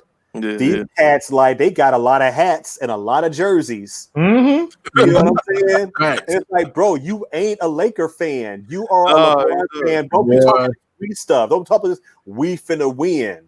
No, you're a LeBron fan. Plate. I can't stand they fans, and they pick and choose statisticals. So that ain't even a word. They pick and choose stats to try to make him better than Mike and Kobe and so on. Like, quit picking and choosing, because the stat you just picked, we about to nitpick it right now. Because like your stats aren't. They throw these memes up there. You go to Instagram, these memes, LeBron and MJ or whatever. I love LeBron. I'm not gonna get this wrong. I love watching them. Yeah. But don't y'all gotta quit skewing these things to try to make him better. Just let him be great. Yeah. When he's said and done and his career is over, he's gonna have his 3 championships, possibly 4. You know, let him be great on his own. He don't need you to skew nothing. Don't do that. Can I make an alibi real quick? Yeah. I'm a LeBron fan. But I do not say we when I talk about the Lakers. I say LeBron. Thank you. I say LeBron. Yes, I was a LeBron fan in Cleveland, then in Miami, then back in Cleveland, and I'm a LeBron fan. So I do not say we. I say LeBron. LeBron get his 4th ring. That's what I want. LeBron get his 4th ring. Never heard of him. And that's legit. That's legit. It's the we, the people with the we, bro. You ain't no we. You jump ship. I was a huge LeBron, and I'm still a LeBron fan. The thing is, for me, is that, you know, like, my favorite player is Giannis. It's not because he plays for the Bucks. Well, I mean, that plays a major factor, but I've seen the man grow up. I've seen him from. It's just like IBA and GOAT seeing Kobe play since he was 17. I've seen Giannis play since he was 17 and grow to be an MVP or whatever, right? Mm-hmm. I'm a fan of LeBron, but when he went to the Lakers, I'm not a Laker fan. So when I see him go to the Lakers, and it's like, out of all places that you go, you know what I'm saying? Like, you most definitely can go wherever you want to, especially in this climate, this day and age. You can go play, do whatever you want to, go wherever you want to, or whatever, especially after the situation that he was dealing with his second time around in Cleveland. I mean, I get it, but I mean, those are the cards that you dealt, because you knew what you was getting into when you went back to Cleveland. Yeah, that's the cards that you dealt. And so is LeBron allowed to call himself a Laker after he's done? I mean, he win that championship. Yeah, I mean, it is what it is, but shit. I think if he retires, when he retires, see, he's not going to play in LA for 7 years. No. You know what I mean? So when he retires, I just can't see his number going up in the rafters in Staples. No, it's going to happen. They're going to do it. I don't agree with it. If it does, whatever, that's their business. Yeah, but I don't agree with it, because it's like, at this point, he's in season 17? 2, right? Oh, yeah. Of LA. Yeah. You win say you win a championship this year. Say you play again next year, win or you don't win or whatever. Mm-hmm. And you're like, I'm done. I'm about to retire. Because facts, he went to LA because that's where he wanted to settle the rest of his life at. Right. He's like, I want to be done. Bought a house in LA. Just bought a new house. You know, in LA, this is where I'm spending the rest of my life, me and my family, all that stuff. So that's where he is. But you spend 3 years in LA, championship or no championship, 1 championship. I don't think his number should get thrown in the rafter. Thank him. Be grateful for bringing that championship to LA, but your number should be hung up in Cleveland, and that's it. You brought that city their first championship, their first NBA championship ever. You deserve a statue in Cleveland. Yeah. You deserve your number hung in the rafters in Cleveland. Yeah. You deserve part ownership. Yeah, that's a fact. You deserve mayor. I mean, that's where that is. Yeah, what he said. Yeah. Yeah. I swear to God, if they put anything in Staples Center, I'm burning that bitch down. I'm just saying. Swear to God, don't let them put no statue of him over here, bruh. No, he ain't. You go Kanye West ceremony. Man. Oh, I'm sorry, LeBron. You were a great player and all, but you are not deserving of your number being hung in these rafters. That's like putting him on the same playing field with Kobe and Magic. and Magic and I'm about to say Jordan and Shaq. These are Laker lifers. Because of the statue. There's no way you can put a statue out there, Right? because then you would be putting him on the same playing field as them. And there's no way you can do that. Now you can do that in Cleveland, and you possibly could do that in Miami, to be honest with you. But He spent 5 years there, right? Was it 5, Yeah. 4 or 5? Four. Because he won 2 out of the 4, right? 2 out of the 4. Yeah, you're right. 4. Yep. Yeah, he won 2 out of the 4. So but yeah, I mean Cleveland for sure, man. Like there, I mean that's no debate. That's He's a shrine. He's a street. Yeah. He needs a neighborhood in Cleveland. He already got the school. Yeah, he already got the school, situation in Akron. So it's just like, yo, like, hey, man, they can make him politician governor, and he has a landslide. I mean, they need to go to Cleveland and be like, oh, what part of Cleveland you live in? Oh, the LeBron side. Mm-hmm. You know, they say Lincoln Park and Humboldt, all these the different areas in Los Angeles or whatever. Yeah. It's like, what area of Cleveland you live in, LeBron? Oh, word. But do y'all agree that making it to 10 NBA Finals is an accomplishment? Because a lot of people say that he only won 3 out of the 9, so that doesn't give him. It doesn't mean anything. Okay, good example. How many times has a player like Peyton Manning made it and not won? How many times has like you can't even put the same situation of like a damn what was the Bills? How many times the Bills go 4 in a row? They went 4 in a row and lost every last one of them. What, to the Cowboys? to One they almost won. They almost did it. I was like, oh snap! Nah, That was against the Giants, right? I think so.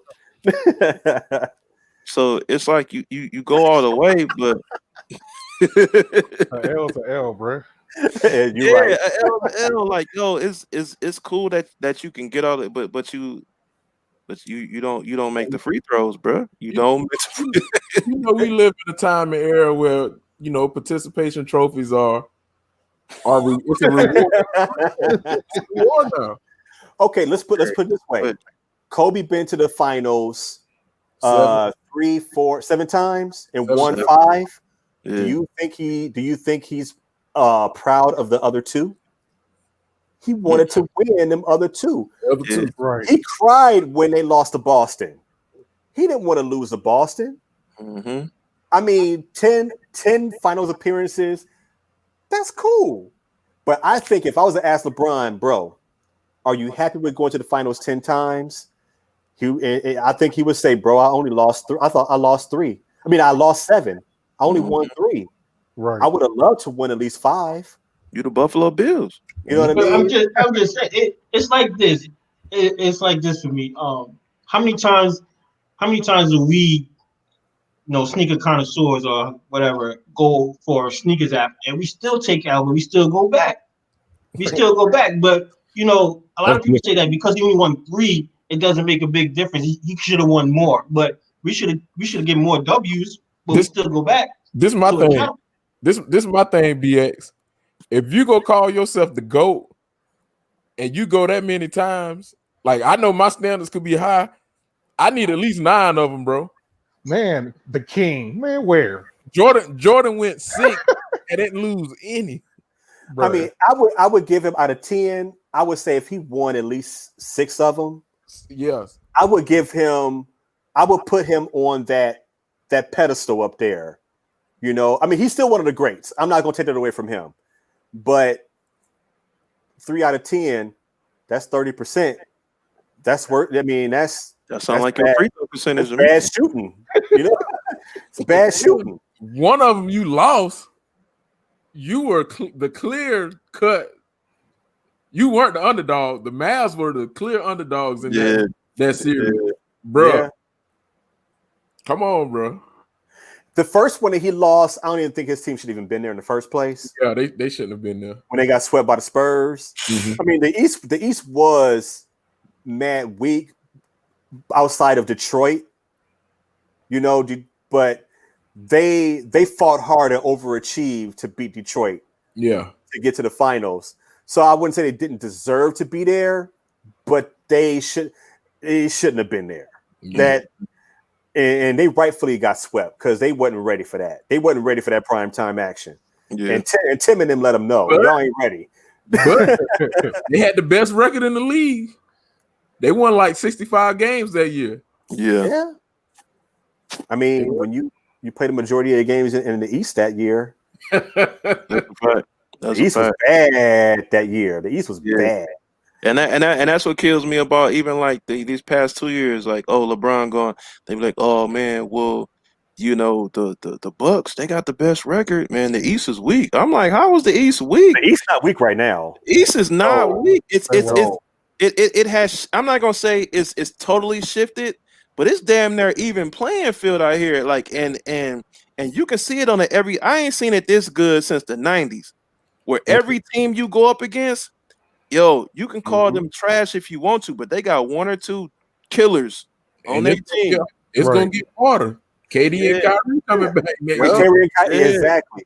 That's why I used to get mad. Like when people say, "Well, Jordan played in the weak conference," I'm like, "Are you serious? Man, you understand what he had to go through to get to the championship?" Exactly. I mean, just New York alone, just Miami alone, let's alone. Let's just we ain't even got to go there in the East. When Jordan was coming up, just in we're not even talking about the conference, the division. Just the division alone, the Bulls, Cleveland, Indiana, Detroit. They was beating Mike down. And even in the 90s, I mean, even in the 80s, when he first came to the scene, the Bucks used to have the best record in the division going up against Boston, who they would lose to in the playoffs every year. Yep. If there was no Boston, it would be different. Yeah, exactly. So that's what I'm saying. Like, not even the conference, the division. So, I mean, Jordan came a long way. LeBron came a long way. Same situation. Like, like when it came to he might have a decent, cool, dope record. But then when it came to the playoffs, boys wasn't playing around and he was getting banged up and put out, whatever. And LeBron didn't even make the playoffs his first 2 years. No.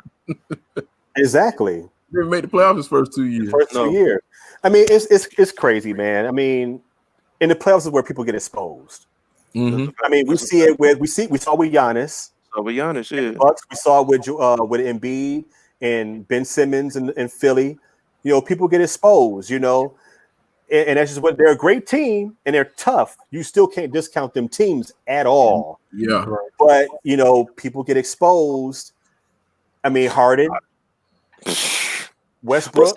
The thing about Harden that kills me is that he's another one. He has a dope regular season, right? Mm-hmm. But people learn Harden all season is if you play like for example, I started learning Harden watching him play against the Bucks. So all of a sudden I didn't even notice it. It's like they had like Bledsoe holding him, and he the smallest thing on the team. But if you hold him left, all you do is hold him on his left side. He starts to get a little erratic.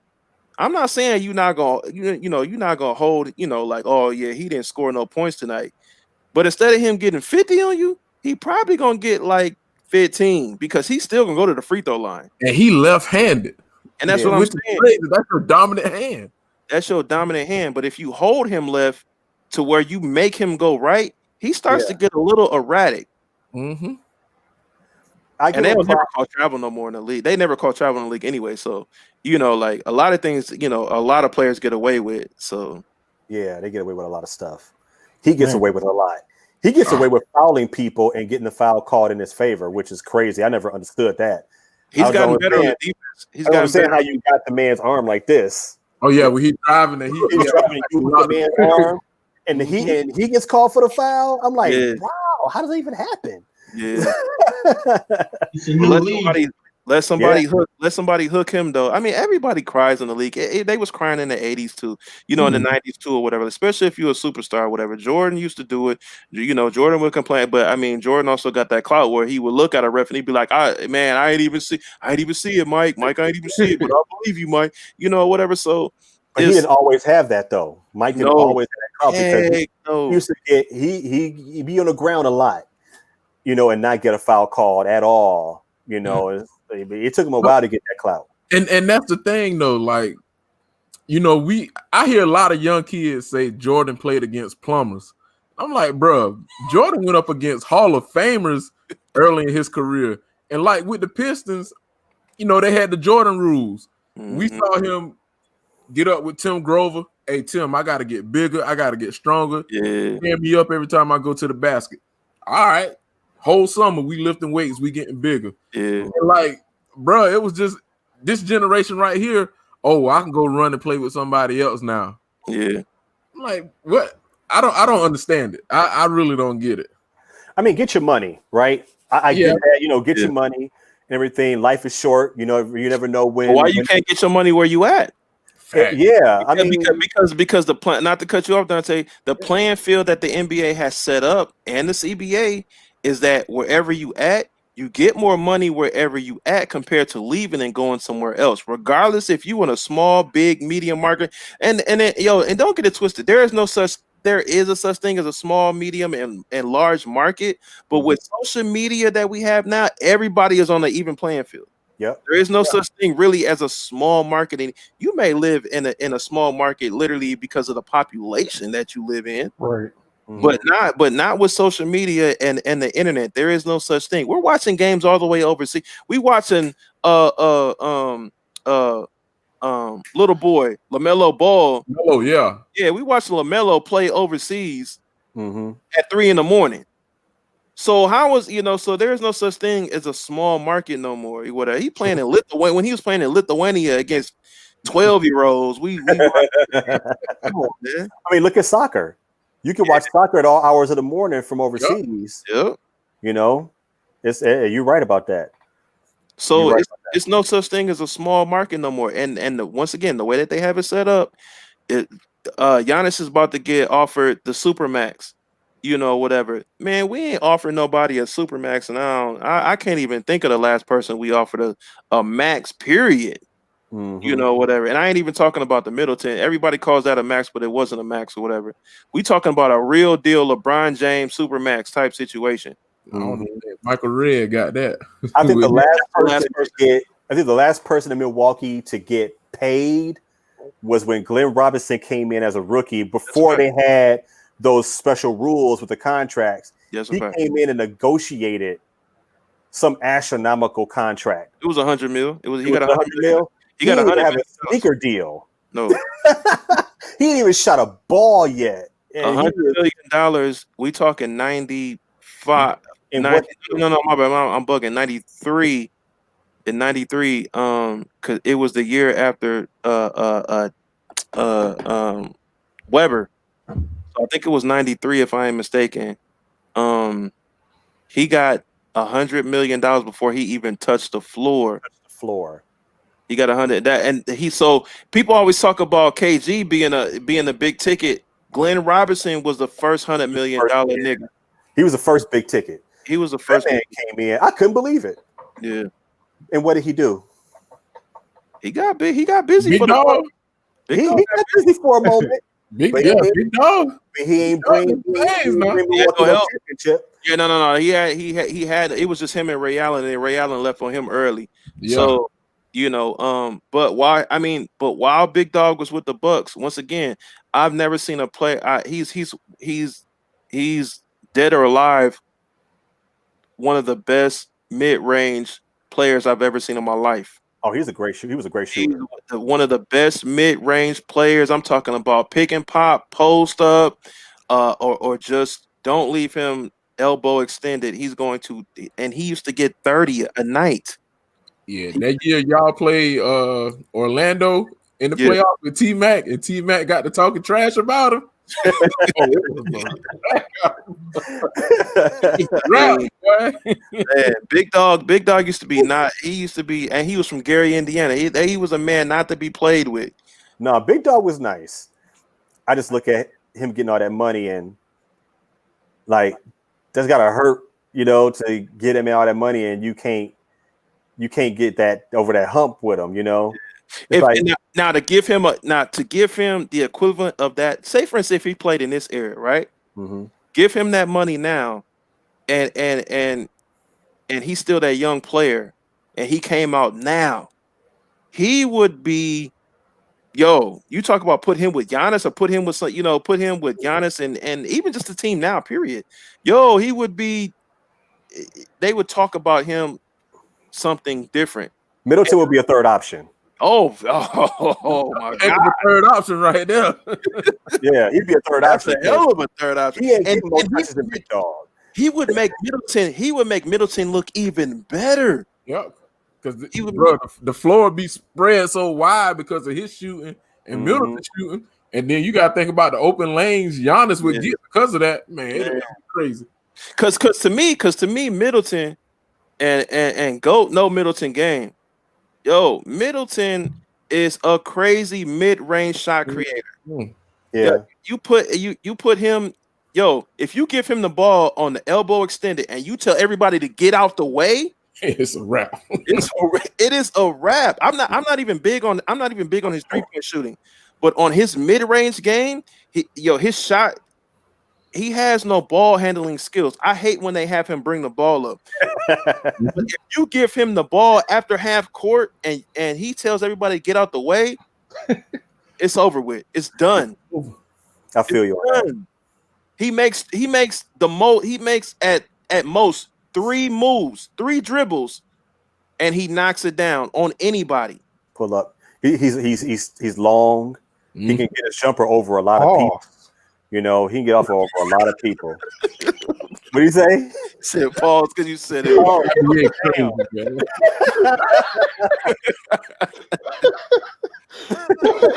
man. He's tall. He's tall. There you go. He's a long wingspan. And he can get his shot off over anybody. But yeah, I agree with that. But yeah, if Big Dog played on that team, that'd be if he was in the league, period. There's a lot of players back then that they played now with how loose it is. Man. I know it's been a conversation for a while, but Ray Allen was a great shooter in the time he played. Yeah. Great man. If you look at Ray Allen's mechanics, his shot looks exactly the same no matter what. Yeah. I seen him when they played that series against Chicago. Mm-hmm. There was one shot Ray Allen took on the baseline in the corner. I don't even think he looked at the basket. He tiptoed the baseline because he was almost out of bounds, caught the ball. I don't even think he saw the basket, but just his mechanics of knowing how to pull up. Yeah. He shoots the same shot in practice, in warm-ups, no matter what. Whether he shoots like 500 jumpers a day or something like that. Yeah, at least, his muscle memory is like, it's like he caught the ball, didn't even look at the basket, just like it's up. It was money. Could you imagine him playing younger Ray Allen, prime Ray Allen or whatever today, going up against these dudes? He will light Harden up. Yeah, Harden, Curry, all of them. Yeah, Curry, all of them. What's his name? Reggie.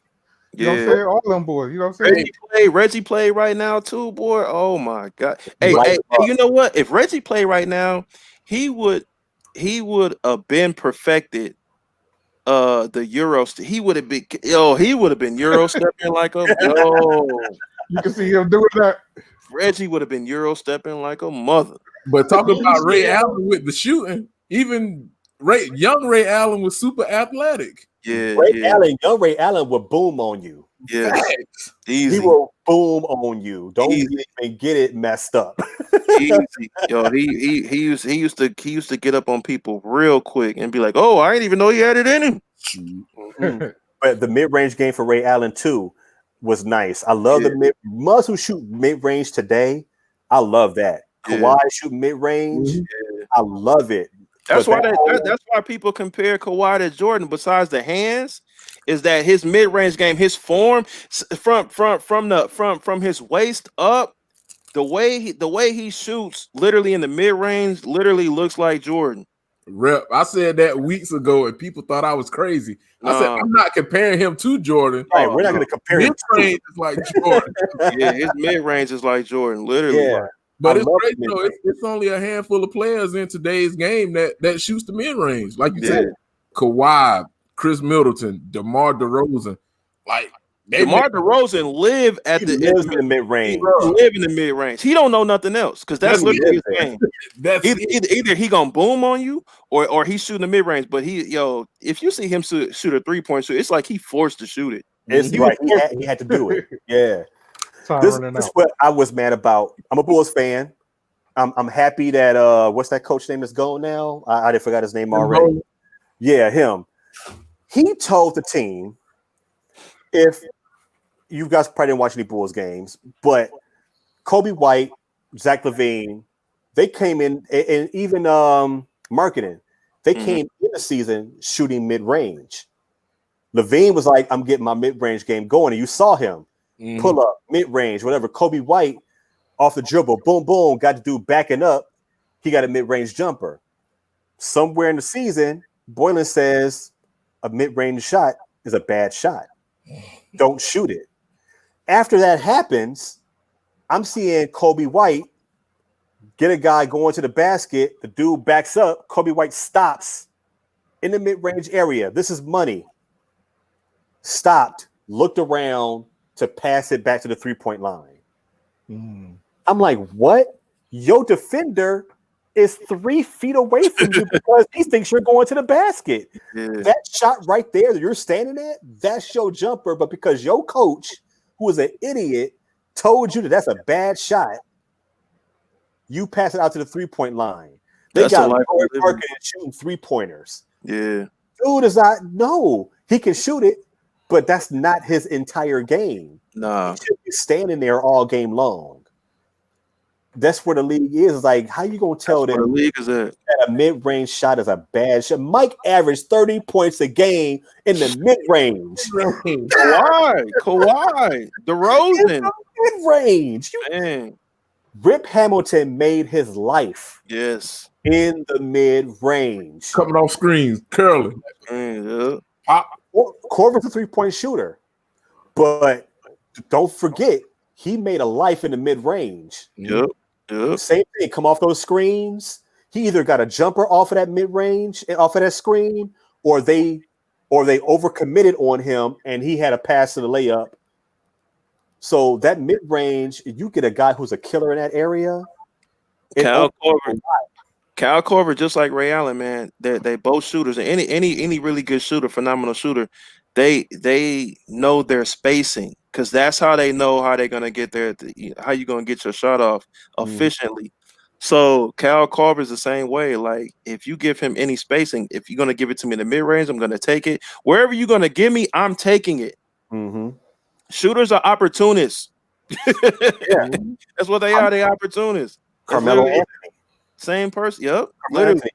I got mad when everybody was mad when he wasn't getting the contract. No, he's getting the sign. But you had all these people talking about how Carmelo is this, Carmelo is that. I'm like, y'all got to take a look back for a second. When he went to Oklahoma City, when he went to Houston, the coaches tried to tell him how to be Carmelo. He got to Portland, and this is what I was expressing in a lot of different other sport groups. You sign Carmelo for who Carmelo is, not for who you want to make Carmelo to be. You sign him for who he is.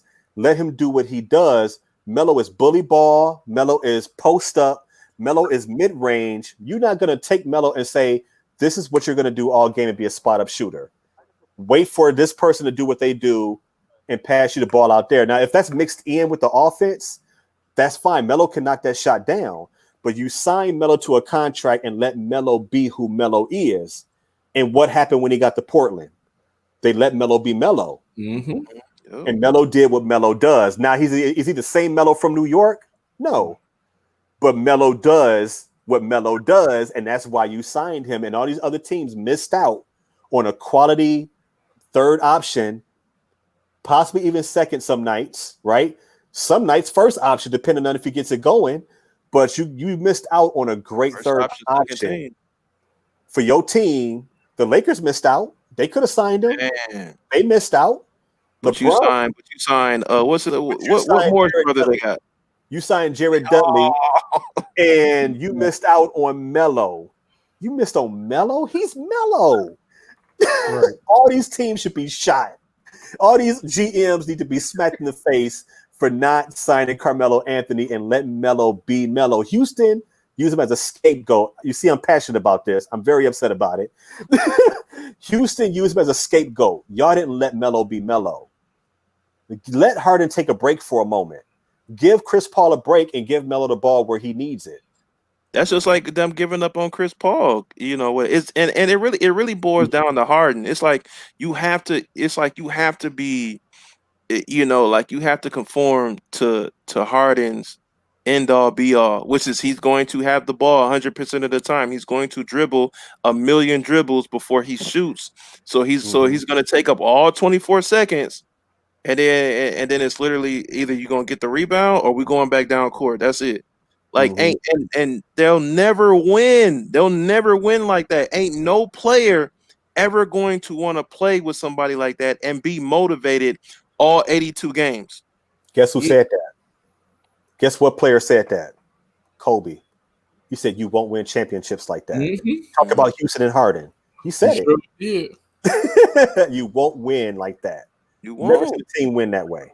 Never. I don't care how many games you win during the regular season. Even if you make it to the playoffs, you know you can have an all-star, cast with you, but as long as he got the ball for all 24 seconds, you're not motivating no team, the rest of your teammates. Like and you're not playing tennis. Like this is a team sport. So if everybody ain't literally getting the ball, and you got the ball in your hand the whole time. There's been ball hogs, throughout history in the NBA from, Jordan being known as a ball hog, Kobe being known as a ball hog, but they also even Harden is his averages when it comes to assists is they all right. But you ain't doing it every night. You known as the dude that holds the ball for all 24 seconds. Right. Why do somebody want to come to Houston and play with you? You ain't finna get the ball. That's why they play small ball. Because if I'm a big man, I know I ain't finna get the ball. It's a wrap. It's a wrap. Anytime I score is because I done got the offensive rebound and I put it back in. Yeah. Crips. All right. What about the series though? Yeah, so I got, like I said, I got them going. I got the NBA shutting down after October 9th. Which is game 5. So either Lakers or Heat, regardless, they ain't going past October 9th. But I still feel like the Lakers is to be honest with you, I think they even gonna just give them a game. But it shouldn't even go 5. It really should. It shouldn't even go 5. I'm just giving them a little love, you know what I'm saying? But yeah, I got LeBron in 5. Man, see, the Lakers, not LeBron. The Lakers. Oh no. Well, I got AD in 5 because that's the meat and potatoes. That's the meat and potatoes that they got. Shoot, he got a tough matchup with Bam. He does. I feel it's a decent matchup. I don't put AD and Bam on the same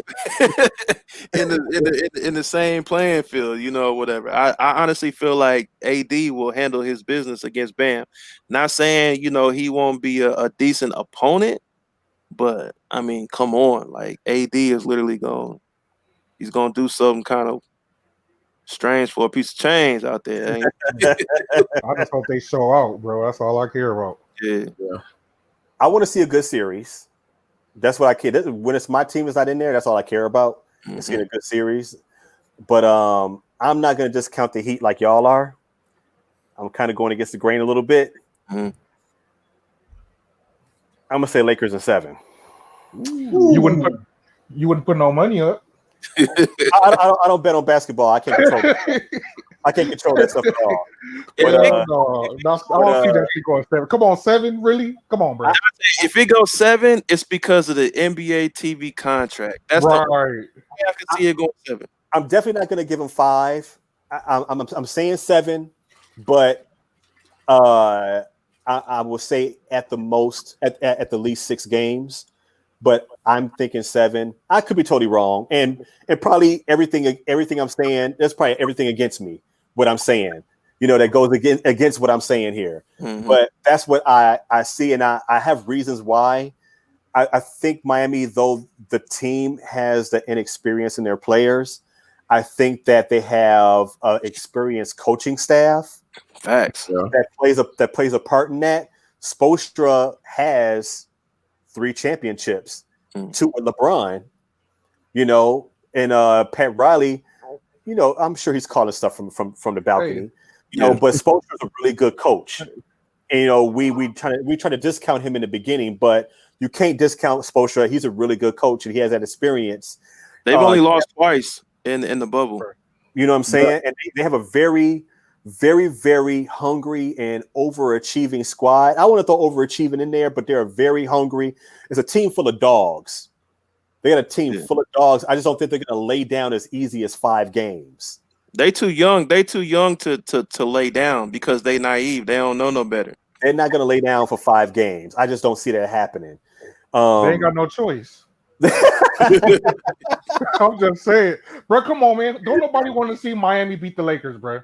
Nobody want to see it. No, don't nobody want to see that. Like, come on, bro. Like, that's not gonna happen, bro. That's bad business. Like, nobody want to see. They're not even supposed to be there. Like, I'm just saying, like, they lucky to even be there. It ain't. I don't feel like. I mean, I'm not saying they played like trash, but at the end of the day, I just feel like the people that they played just choke.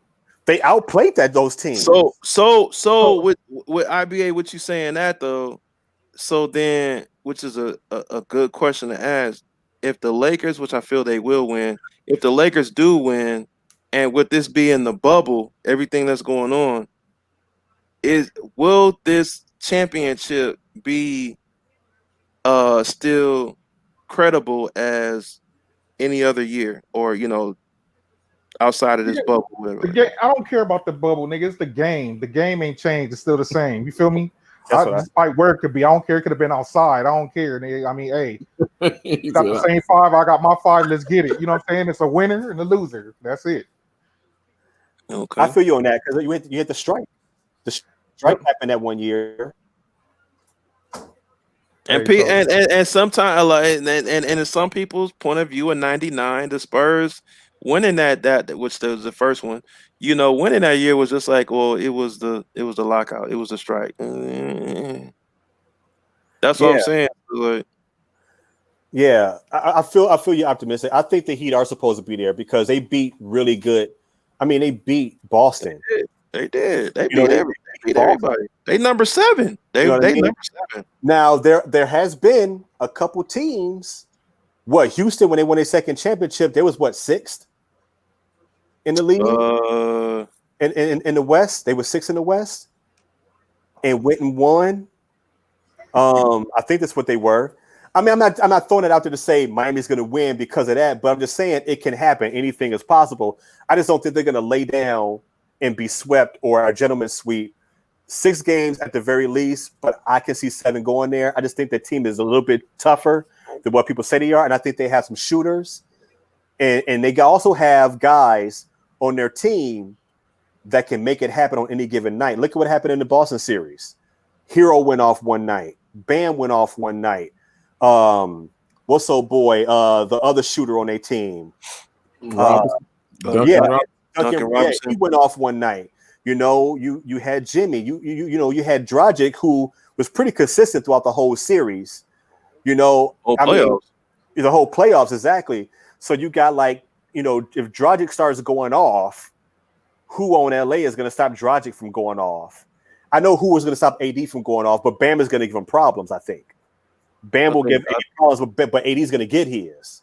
I think depending on the rotations, I think Rondo will give they point guards some issues. I think obviously in the big man situation, there's going to be some hella issues between LeBron and AD. I mean, who you going all of a sudden you going to do a go to state and you going to implement Iggy in there? Iggy is he's so past, dude. Iggy's going to give you a game. He's going to be a game out of the series where Iggy's going to be like a spark.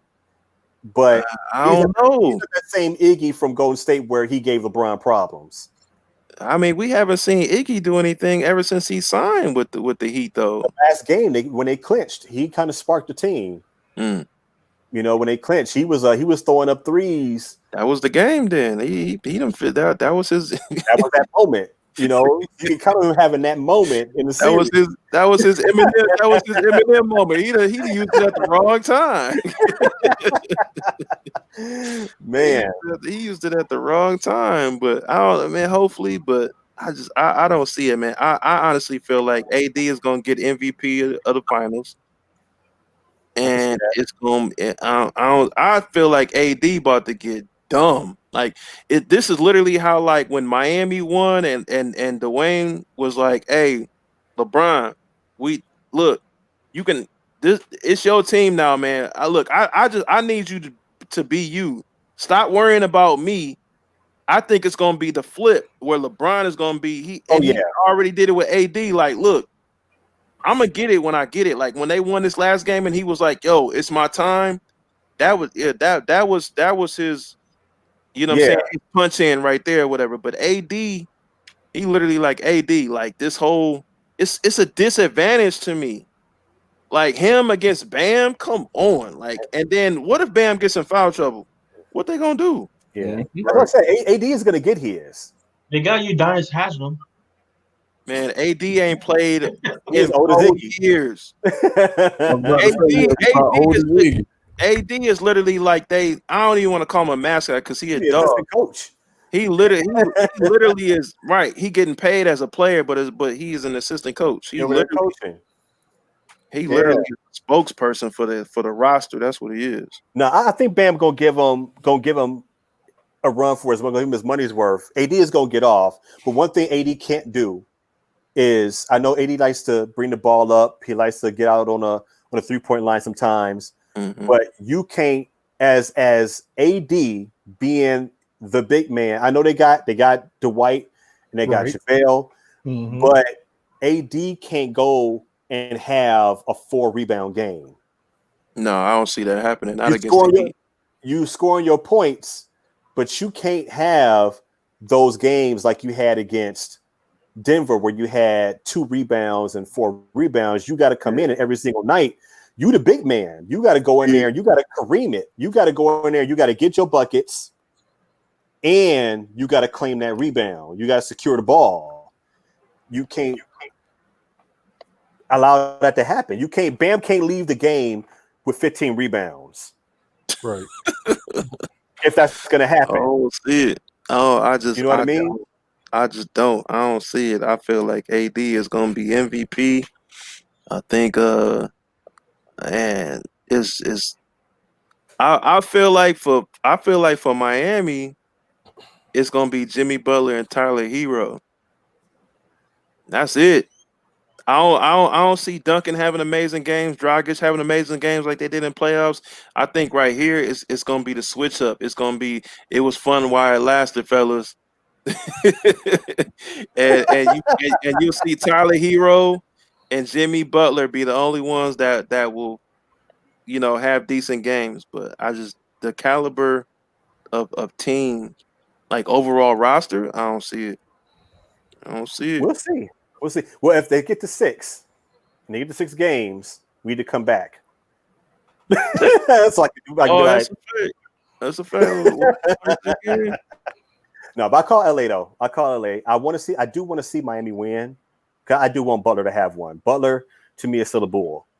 Yeah. I'm still a fan of Butler. I love Butler since he was in Chicago, and I would like to see him win. So if they do win, I'm super happy for them, and I'm mainly happy for Butler. But I think LA is going to pull it off. I just think it's going to be 6 or 7. I would love to see Butler get one too, man. But not this year though. Yeah, not this year. Maybe next year if he comes to the Lakers, maybe. But Oh, y'all will accept him with open arms, but not LeBron, though, huh? You know what I'm saying? Nah. Lakers win. So if Lakers win this year, do you think that they will do it again with the same squad? Well, yeah, they ain't. If it ain't broke, don't fix it. They ain't finna change it. Well, we don't know. Anything could happen. Wow. I mean, yeah. I mean, Yeah, it's tough. You see some shakeups. I mean, Yeah. the Clips lost, Doc. I mean, he probably need to leave. It's probably time for him to just go anyway. But Yeah. you want to see what some players are going to do in the off season. That could make a huge difference. What is Harden going to be over it? Is he going to want to be traded? Or Westbrook, like, this ain't working. Or like, what is going to happen out there? If they lose, would AD stay? That's the question too. True. I don't see AD leaving. Even if they win or lose, I don't see AD leaving because it's already been pitched to him that this is going to be and this is your team because we only have LeBron for X amount of days. I ain't even saying years, X amount of days that we're gonna have LeBron because I mean, Father Time, come on, like I mean he's undefeated. So it's already been pitched to him. Even with LeBron pitching to him like, yo, like This your I'm squad. right. Yeah, this your squad, bro. This is your future right here. I'm a time period. Yo, this is a bus stop for me. But what they got to do though is they got to continue to build a team that AD can play with once LeBron leaves. Yeah. Because if LeBron leaves and they ain't got nobody to hold AD down, right? Then what? It's like, do you go from a championship team? I know Kobe went through that too. Went from being a championship team to being a rebuilder back to a championship team.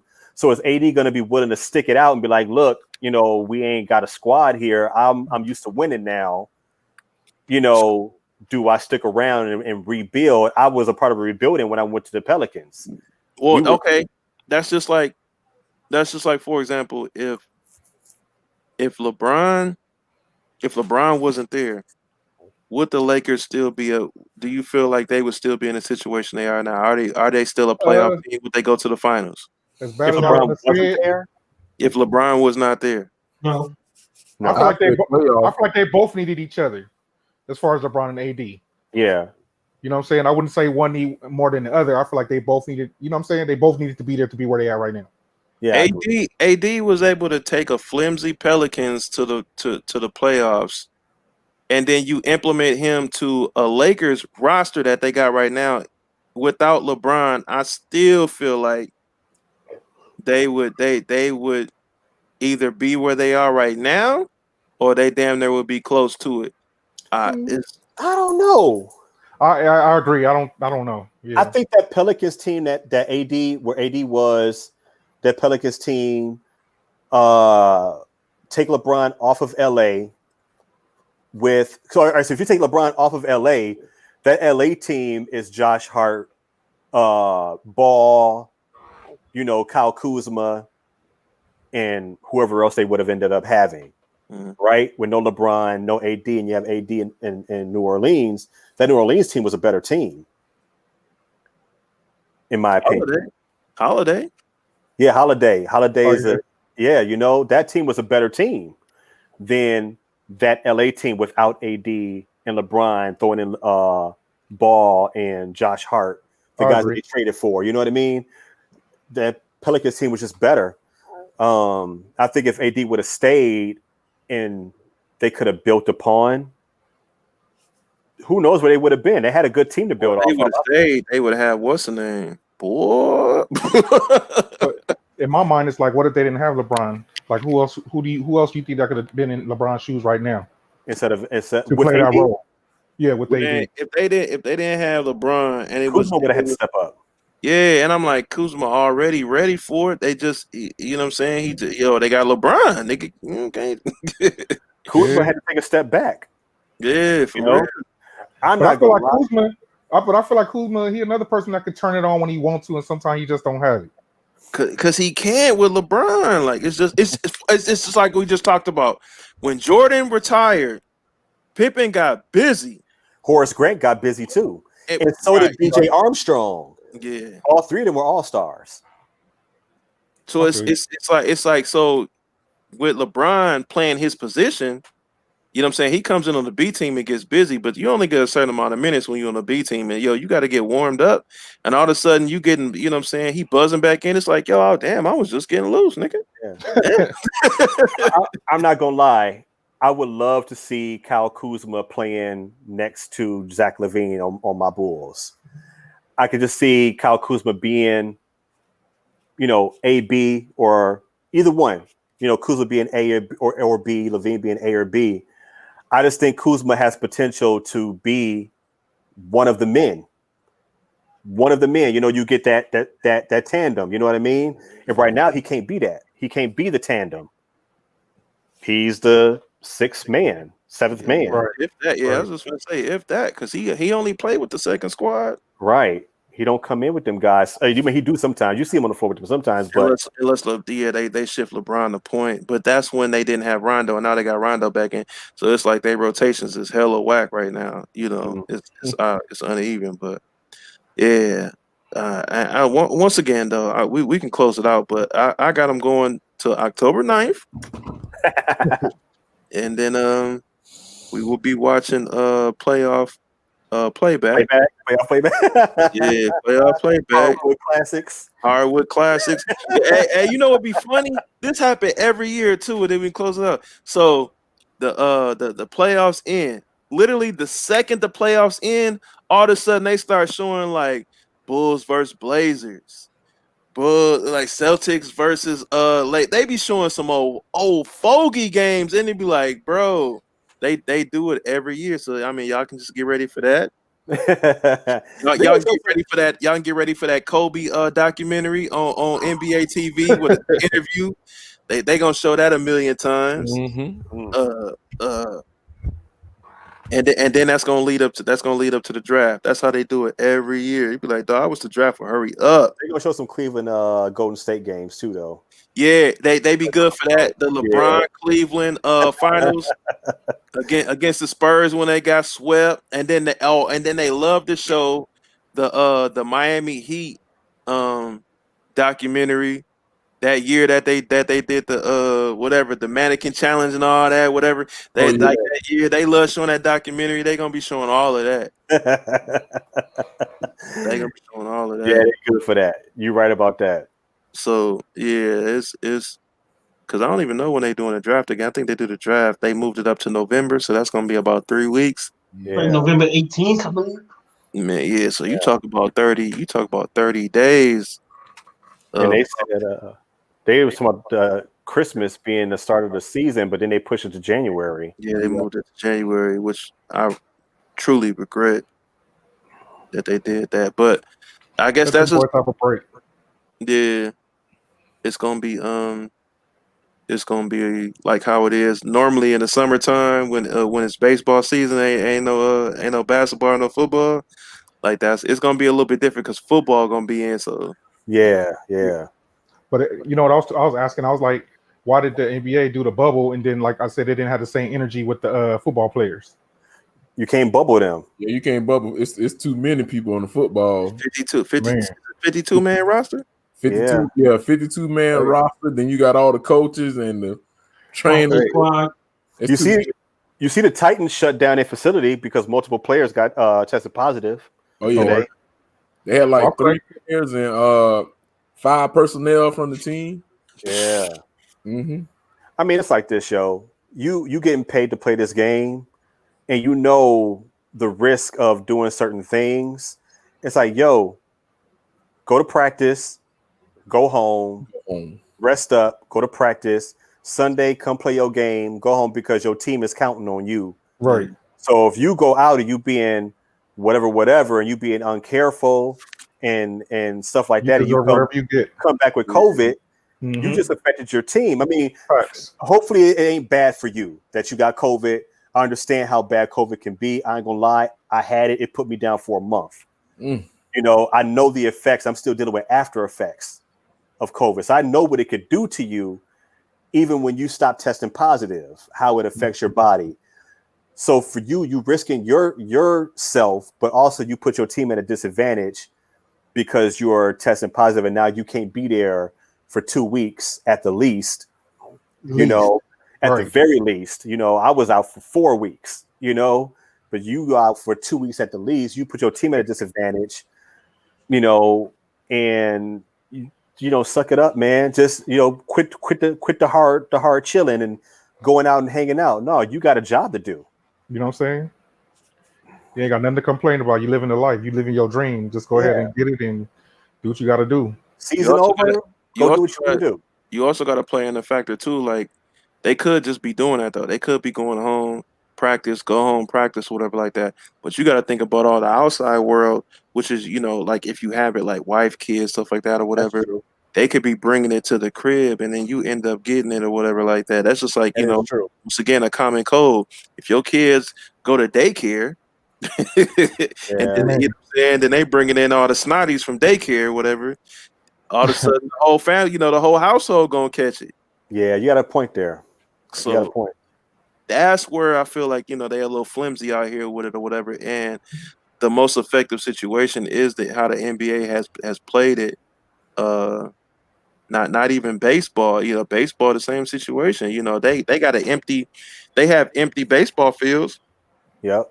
But I mean, it's the same situation where they've been shutting stuff down in baseball. So I mean, it is. Yeah. You can't do it like basketball. I mean, that was very genius to be able to do that bubble.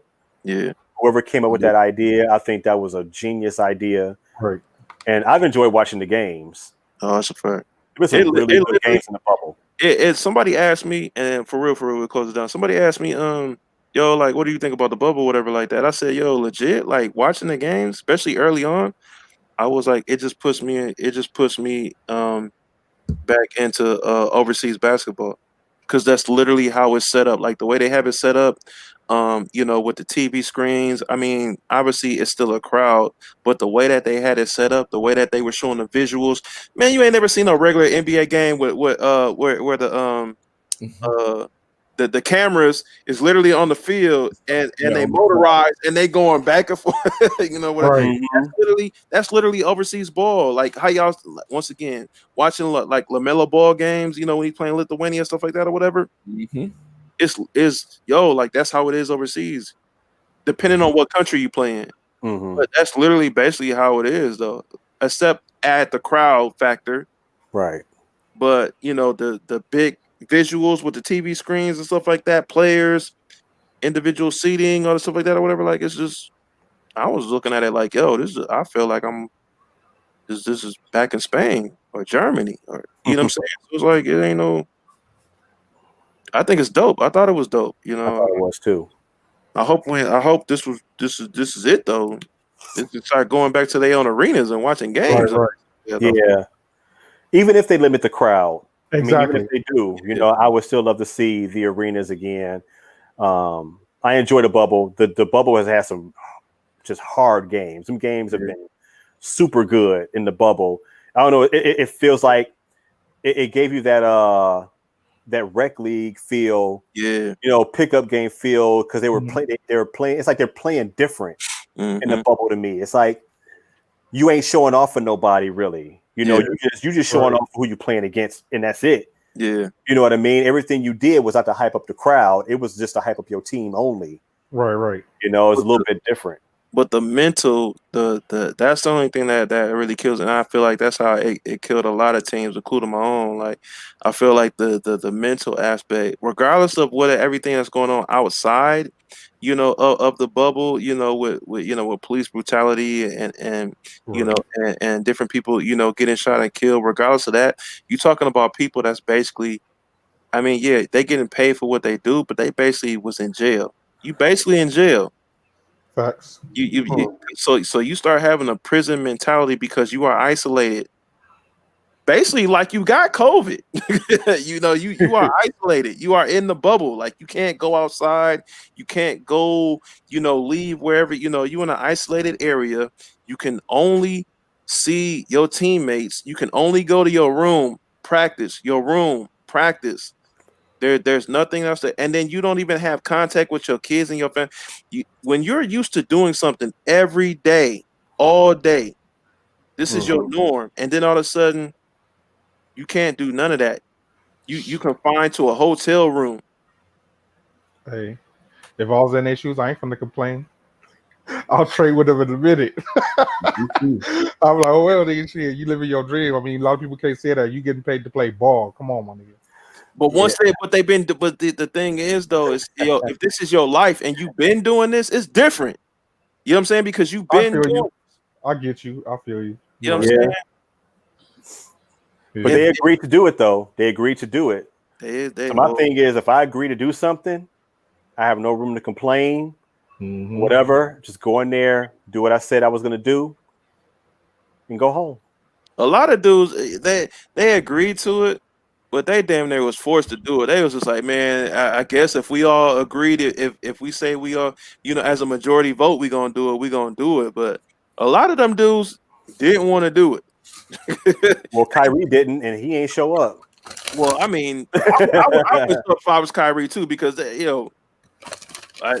was they really gonna do something that what I'm saying, like, and put him more at risk about getting hurt? Yeah, I wouldn't have went either. There was somebody else on the Lakers. Who was that that didn't decide not to come? Bradley. Bradley. Yeah, he didn't care. He didn't care regardless. It was a few people like that was having kids and was like, "Nah, I'm good. I forgot." But yeah, J.R. Swift was like, "I'll be there." Yeah, he ain't had nothing else to do. They just signed him. Matter of fact, hell yeah, he better be there. Well, because of Avery Bradley, they signed him. Yeah, he was like, "I'll be there. I need a check." Man, that's a fact. You know what I'm saying? That's a fact. So yeah, don't do switch like that, man.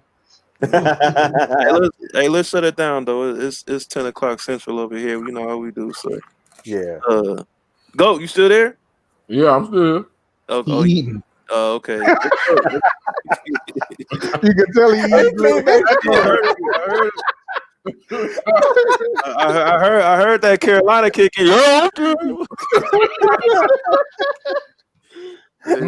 Let's go ahead and close it out though, man. I appreciate y'all coming through, man. Let's hit them outros real quick. I'll go first, man. It's your boy IBA, you know what I'm saying? Shout out to Dante, you know what I'm saying? I nice talking to you, you know what I'm saying? We had a good conversation, you know what I'm saying? Shout out to what we calling him? Kawhi Weezy. That's what we call him. Weezy Leonard. Yeah, you already know what it is, man. BX, Oh, man. Appreciate you, you know what I'm saying? You always come in with the questions, you know what I'm saying? Then I only got one this time. You only let him ask, he has two. He sound kind of disappointed about it too, though. You already know what it is, right, man? Thanks for having me. I know I came late, but like I said, I just got a new phone and I was trying to update it. I was on some other stuff, but hey, I made it and I'm glad I showed up, man. We had a good conversation as usual. And then, like I say, you know what I'm saying? Until next time. Sure.